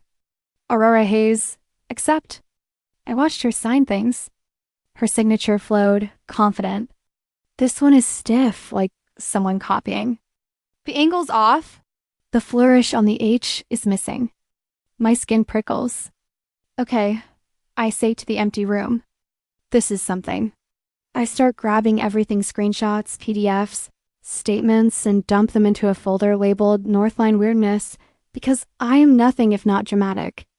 The more the folder fills, the more my chest tightens. This doesn't look like a scrappy indie label barely treading water. It looks like Brett found a way to siphon cash out of a sinking ship while everyone else was bailing with their hands. And Rory either didn't see it or didn't want to. Anger flares at him, at the system, at the way artists are always the last to know where the money went. At the idea of Tasha joking about her almost bounced paycheck while he buys property under fake names. The printer on the desk wheezes to life as I send everything to it. There's something grounding about holding paper in your hands when everything else feels digital and slippery.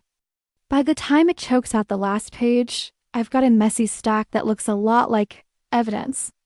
I catch my reflection in the black laptop screen. What are you doing, Lena? I ask myself. You're not Norma Ray. You can't even afford new ink. But I can't unknow this. And it's not just about me. It's about the session players joking about Northline time on payments. About baby artists signing their first deals because they trust the woman on the wall with the gold records. About Rory sitting in meetings while everyone assumes every red number is her fault. I pick up my phone. Her name sits in my contacts like a bruise. The last thread is an empty expanse of unsent drafts. You hurt me, was any of it real? I miss your coffee fuck. You, I miss you, I think something's wrong. None of them ever got brave enough to hit send. At the top, the little phone icon waits. Don't be an idiot, I whisper. You already know how this goes. I tap it anyway. It rings. Once, twice, 5 times. Just as I brace for voicemail, It connects. Lena, just my name. My chest does something stupid. Hi, I say. My mouth is dry. Did I catch you at a bad time? It's always a bad time lately, she says, tired but not unkind. What's wrong? 1,000 answers crowd my tongue. You called me a mistake. You let them call us a rumor. I can't play our demos without wanting to throw my guitar out the window. What comes out is, I think Brett is stealing from you, I say. And I think I can prove it. Silence. Excuse me? She says. I start pacing, papers in one hand, phone in the other. I've been going through my royalty statements and vendor lists and public records. There are shell companies billing Northline for services they don't seem to actually do. Some are registered to Brett. Some are buying gear and leasing it back to Northline at inflated rates. There are transfers authorized with signatures that don't match yours. Slow down. She cuts in. You've been auditing us from your sublet? Yes, I say. Because the numbers didn't add up. And because your CFO tried to get me to sign a non-disparagement over drinks. She exhales sharply. He told me he met with you. Said he offered to help you land somewhere bigger. That you refused because you wanted to stay loyal to me. He did not mention NDAs or shell companies. Of course he didn't, I say. That's the point. Lena, this is serious, she says. You can't just throw around accusations because you're angry with him. Frustration spikes. I'm angry, I say. But I also have documents. Or at least enough smoke that someone should be looking for a fire. And that someone should be you? She asks. Who else is doing it? I say me, she says. It's my company, is it? I shoot back. Because from here it looks like Brett's playground and your name on the lease. The silence sharpens. I know you're hurt, she says, voice cooling. You feel like I chose the label over you. In some ways, I did. And I'll live with that. But turning that hurt into a vendetta against my partner this isn't a vendetta. I snap. I'm not trying to get back at you. I'm trying to keep you from going to jail for shit you didn't do. Oh, come on, she says. That's a little dramatic. Even for you. I squeeze my eyes shut. The conversation is veering off a cliff. I'm emailing you the files, I say. Screenshots, links, all of it. Look at them. If you still think I'm making it up, fine. But don't dismiss it blind. Lena, please, I say. It comes out rough, just... Look, a long pause. When she speaks again, her voice is measured. I don't have bandwidth for one more crisis, she says. We're barely keeping the doors open. There are federal forms on my desk I can't pronounce. I can't chase every theory from everyone who's upset with me. I'm not everyone, I say quietly. I loved you enough to burn my life down. That has to count for something. Her breath catches. Just once. Then the wall comes back. What counts right now is keeping people paid and out of bankruptcy, she says. If you want to send me whatever you've dug up, fine. I can't promise I'll prioritize it. Or agree with your conclusions. I don't need agreement, I say. I need you to see. She sighs. I'm not interested in your revenge fantasies, Lena. The words cut cleaner than mistake. Okay, I say. My voice sounds far away. Got it. Take care of yourself, she adds, softer. Please, don't let this consume you. You deserve more than chasing ghosts in my spreadsheets. Maybe, I say. But apparently I also deserve to be treated like a bitter ex in a tinfoil hat, so here we are. Lena, I'll send the files, I say. What you do with them is your call. I hang up before my voice betrays me. The room is too quiet again. The stack of paper in my hand feels heavier. I sit, open my laptop, and start attaching everything. Subject. This isn't about us. It's about him. My finger hovers over send for one heartbeat. Then I click. If someone had told me the only way left to love, someone would be helping gather evidence against the man robbing them, I'd have asked what kind of fucked up romance story they were writing. But as the email wishes away, I know this isn't a love song. There's no swelling soundtrack. No guaranteed happy ending. Just me, a messy folder called Northline Weirdness, and the sense that the story I'm in has shifted. Maybe it was never a ballad. Maybe it's a protest anthem. If karma had a dress code, Brett would still show up in a tailored blazer. The morning after I send the email to Rory, I expect something. A reply. You're insane. Meet me. We need to talk. Anything. What I get is silence. No read receipt. No typing dots. No call. By noon, my anxiety calcifies into something sharper. If she won't look, I'll put it where someone else can't ignore it. Step 1, the snake in the suit. Northline feels different when you're not sure you're welcome. Same smell coffee, cables, stale sandwich, but the air's changed. Conversations dip as I walk through. Tasha looks up from behind the desk, eyes wide. Is he here? I ask. She doesn't say who. Conference room, she mutters, tipping her head toward the glass box at the end of the hall. With some strategic partner. Not for long, I say. Through the glass, Brett laughs with a guy I've seen in trade articles. Contracts on the table. Future being carved up. I don't knock. I just open the door and walk in. Lena, Brett says, surprise flashing before he masks it. We're in the middle of, yeah, I say. This'll be quick. The other man looks between us. Should I? Yes, I say.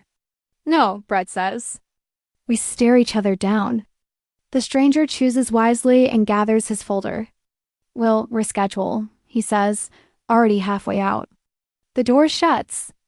Just us, glass fluorescent lights. You can't storm into meetings, Brett says, smoothing his cuff. You don't work here. Whose fault is that? I ask. The guy who tried to bribe me out of my contract, maybe. His jaw tightens. I tried to do a favor. You threw it back in my face. No, I say. You tried to buy my silence so you could keep bleeding this place dry. I declined. His smile goes thin. Big accusations. Got anything besides hurt feelings? I drop the manila folder onto the table. It lands with a satisfying slap. Vendor list, I say. Shellco Holdings, Sodu Media Services, Collins Strategic. All billing Northline for services at inflated rates. All either shells with no staff or companies you own. He doesn't touch the folder. That proves nothing. Property records, I go on. Shellco buys real estate. Northline pays above market rent. You build a portfolio with label money. His eyes flicker. Still he plays bored. You've been busy. Equipment purchases through Sodu Media Services, I say. Paid for once when the consoles were bought. Again, every time you rent them back. Artists get charged recoupable rental fees on gear they already paid for. And hey, look your name on all the registrations. He taps his fingers slowly. Still not illegal. Aggressive, maybe. But this is how the game works, sweetheart. Everyone has side entities. My hands curl into fists.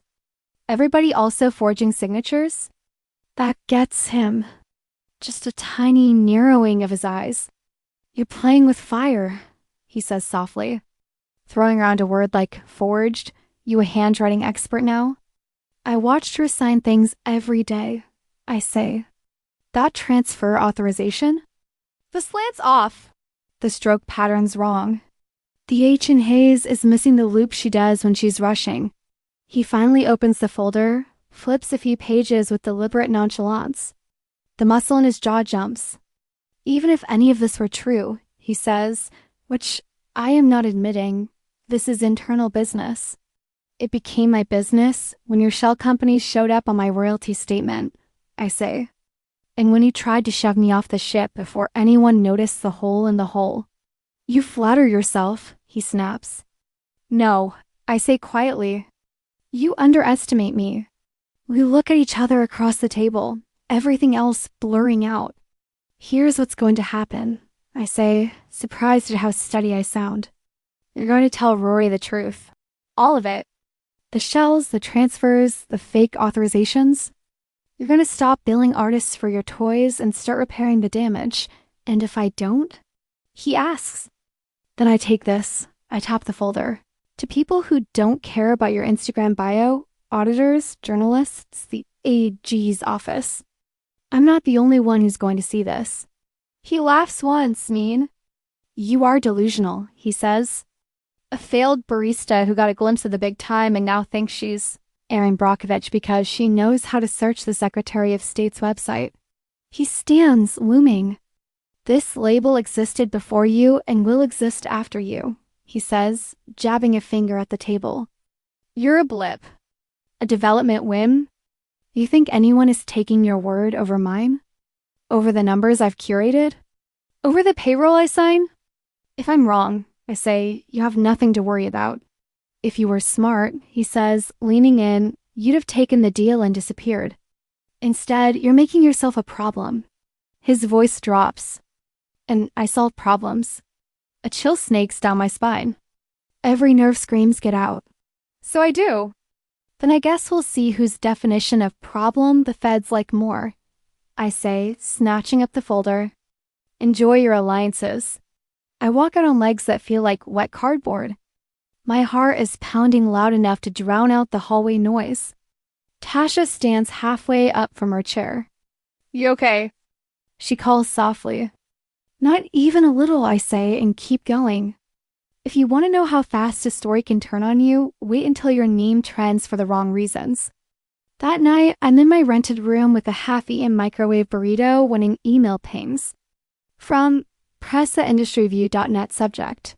Comment requested. Allegations against Northline Records. My stomach flips. I click. We've received information suggesting you've recently made allegations against Northline Records. I stop reading. I haven't talked to any reporters. I haven't posted anything. I confronted Brett in a fishbowl and left. My phone buzzes. Tasha, girl, what did you do? Another text. A link. Disgruntled ex-artist accuses indie label of fraud and bid for payday, sources say. My vision tunnels as I tap. It's a hit piece. Anonymous sources, claim I, approached leadership with unfounded accusations, threatening to go public. Unless I was bought out. I'm painted as a nobody who couldn't hack development pressure and is now seeking a quick payout and attention. Then, the line that makes my burrito threaten a comeback? According to one executive, Ms. Ortiz's claims are nothing more than the vindictive fantasies of a rejected ex-artist. Rejected ex-artist. Rejected ex. Further down, a quote from an unnamed Northline representative. We wish Lena well. But we can't let baseless accusations from disgruntled former collaborators distract from the work we're doing. Disgruntled. Baseless. Wish her well. Of course. He didn't wait to see what I'd do. He got there first. Set the narrative. Painted me as unstable so anything I say later looks like sour grapes. I'm still staring at the screen when Northline's official statement starts getting shared. White square, black text, their logo at the top. I don't need to read it to know the tone. We take any allegations seriously. Internal review found no evidence of wrongdoing. Saddened that a former collaborator has chosen to misinterpret professional decisions as personal betrayals. Misinterpret. My eyes snag on the footer. Statement from Aurora Hayes, co-founder of Northline Records. There's a pull quote underneath. I've dedicated my career to building spaces where artists can be heard and supported. It hurts to see that work questioned by someone I believed in. While I can't control how others process disappointment, I stand by my team and the integrity of our operations. I wish Lena peace and clarity, and hope she finds a path that fulfills her. Aurora Hayes peace and clarity. Wish you well. Publicly, I've been downgraded from talented newcomer to someone processing disappointment. It reads like lawyers in a trench coat wrote it, but her name is on it. That lands deeper than any anonymous source. My phone won't shut up. Did you see this? Oh my God, are you okay? Damn girl, you pissed off the wrong people receipts, or it didn't happen in the middle of the chaos. A different text pops up. Unknown number. This is Agent Morales with the Financial Crimes Unit. We'd like to discuss the documentation you've compiled regarding Northline records and related entities. Can you talk? For a second, everything goes quiet. Somewhere under the humiliation and heartbreak, something steadies. This isn't just about me. Or even me and her. It's about everyone Brett's been using as his personal ATM. I swallow, thumbs shaking. This is Lena. Yes, I can talk. When? Tomorrow, 10 a.m. Secure video call. I'll send a link. I glance at the pile of papers on the floor. The open tabs. The statement with Rory's name at the bottom. Tomorrow, I can hand all of it to someone whose job is to see what people like Brett keep trying to bury. Tonight, all I can see is one line. I stand by my team. Not I stand by the truth. Not I stand by her. Her team. Her CFO, her label. Not me. I close my eyes and let the hurt crash over me. It crests, breaks, rolls back. Underneath, something else remains. Resolve. If someone had told me loving someone might mean handing their name to the people investigating them, I'd have called it betrayal. But as I stare at Agent Morales' message, I realize sometimes the only way left to love someone is refusing to let them drown in lies, even if they hate you for throwing the life raft. Video call is fine, I type. I'll send everything I have. Then I start turning chaos into a story someone else can read. For once, my verses are numbers. If justice had a tempo, it would be glacial. The weeks after the call are a blur of cheap gigs, odd jobs, and long emails with attachments. Agent Morales is calm, methodical, almost boring, exactly what I want from someone going after financial crime. We go through everything. Shellco, Sodu, Colin Strategic. He asks careful, precise questions. He doesn't care about my broken heart, only the broken paper trail.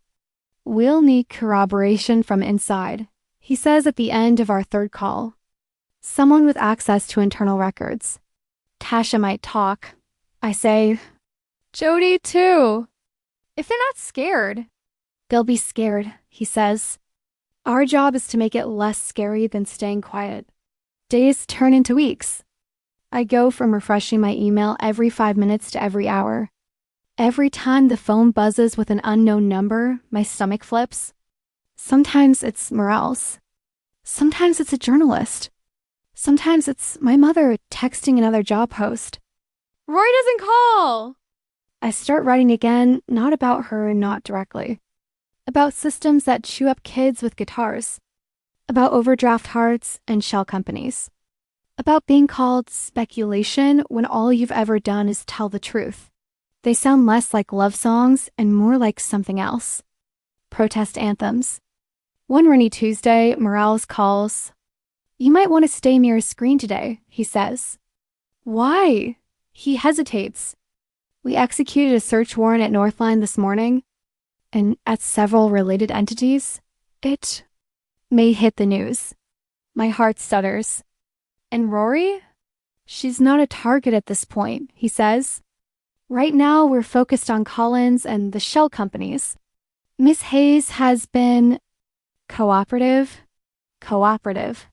Something loosens and tightens at the same time.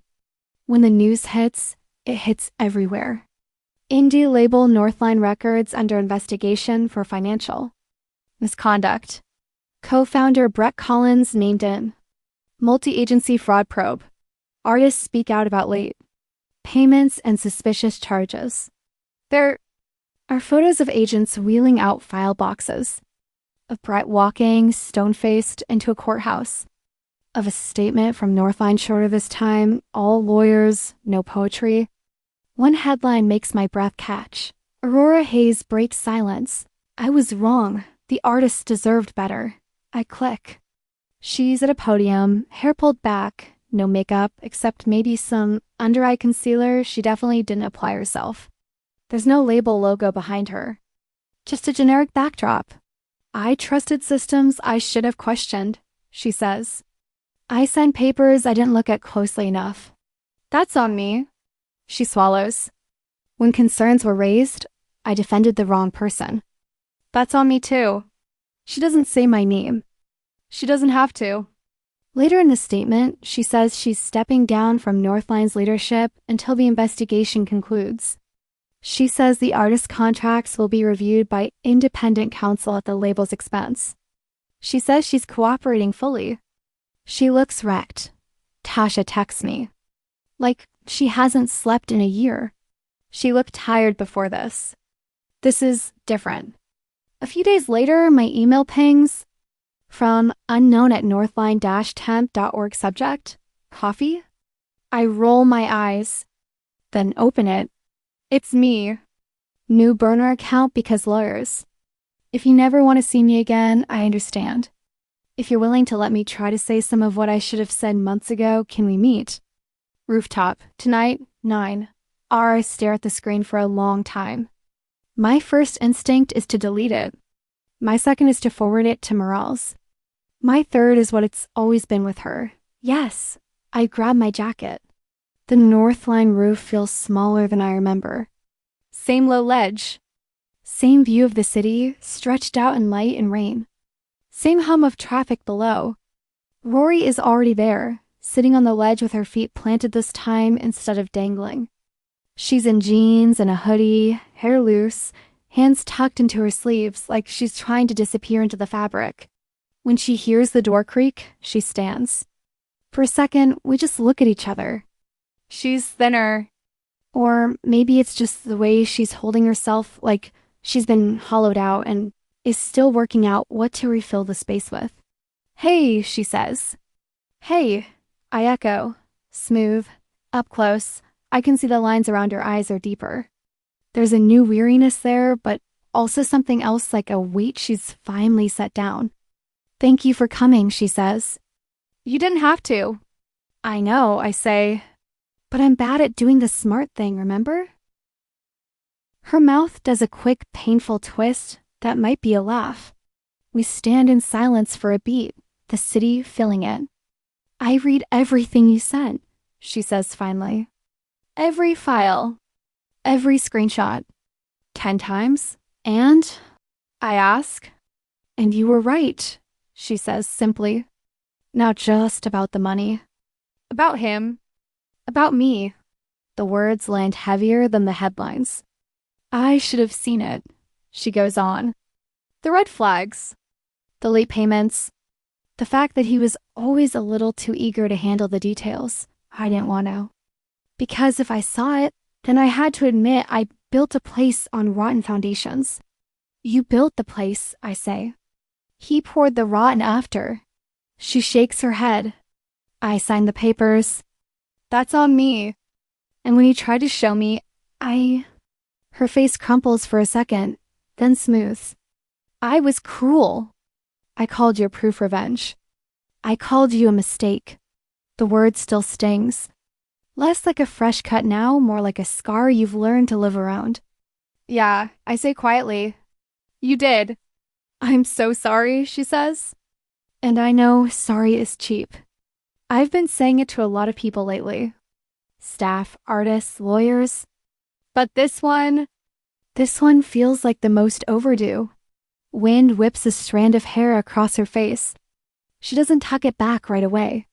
When the agents came with the warrant, she says, I thought that was it. Career over.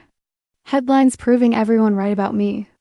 And then they showed me the authorizations with my signature, and I knew, she swallows. He wasn't just using my name in the press. He was using it on checks, on shell companies, on debts. Morales said you've been cooperating. I say, Morales has a very generous definition of not collapsing in their conference room, she says. But yeah, I told them everything I knew, which was less than I should have. We fall quiet again. You stood by your team, I say, unable to keep the edge out of it. Yeah, she says, wincing.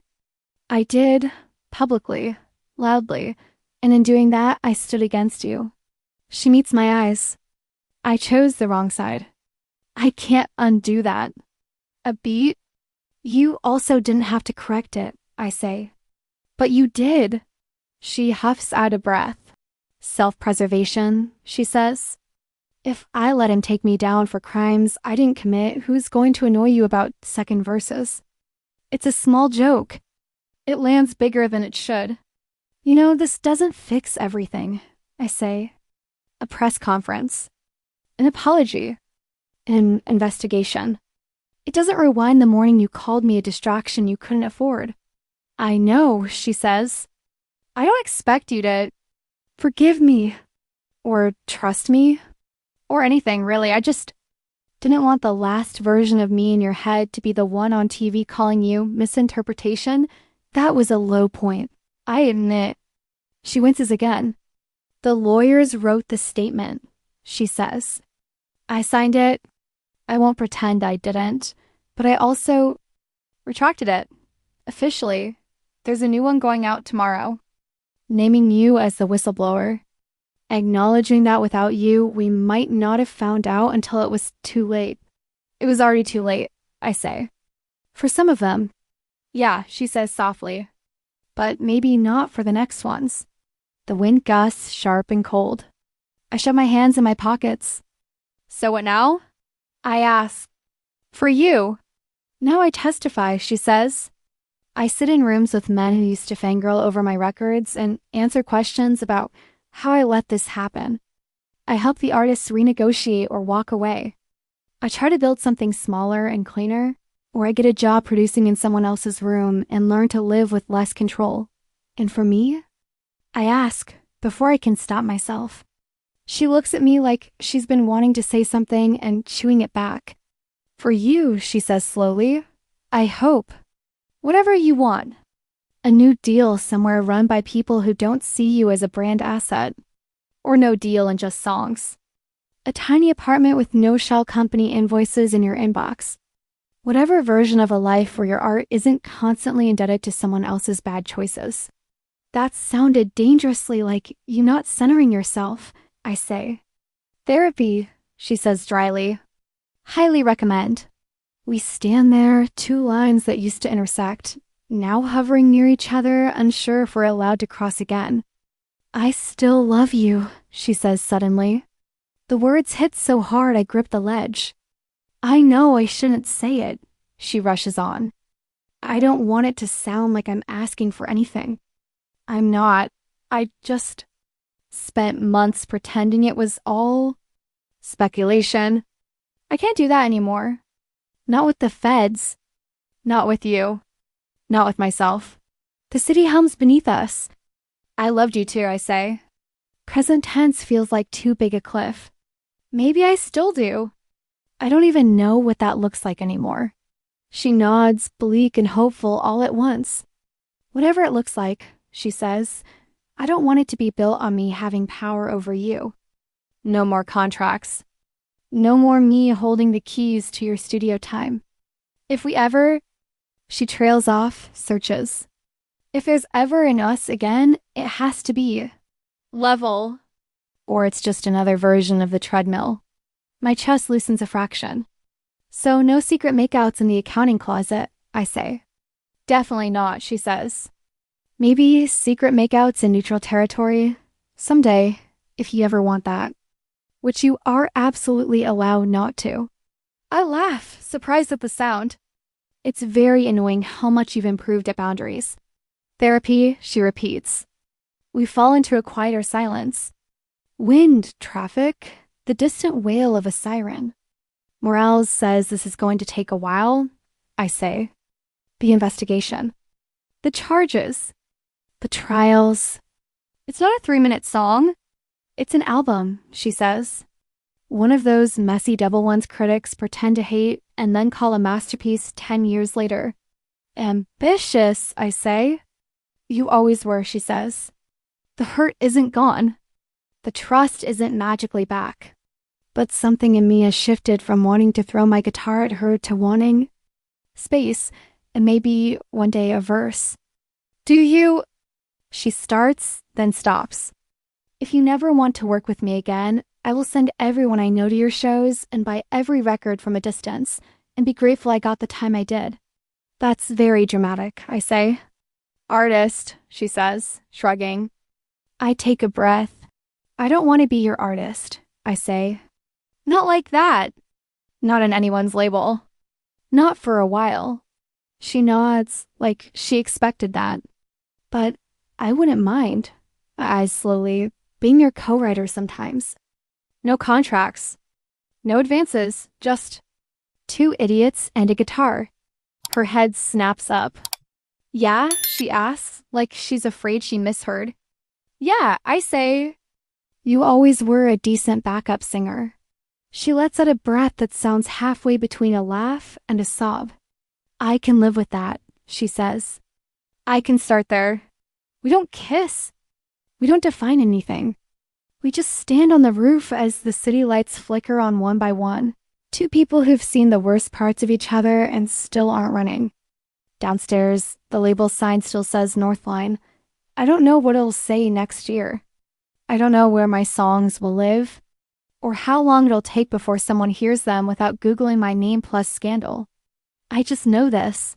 I didn't let them call my truth speculation and get away with it. I didn't let my overdraft heart sign itself away to the first person who offered a deal. Maybe this story was never a simple love song. Maybe it was always a protest anthem with a messy, stubborn harmony threaded through it. Come on, Rory says eventually, nudging my shoulder. Let's go downstairs.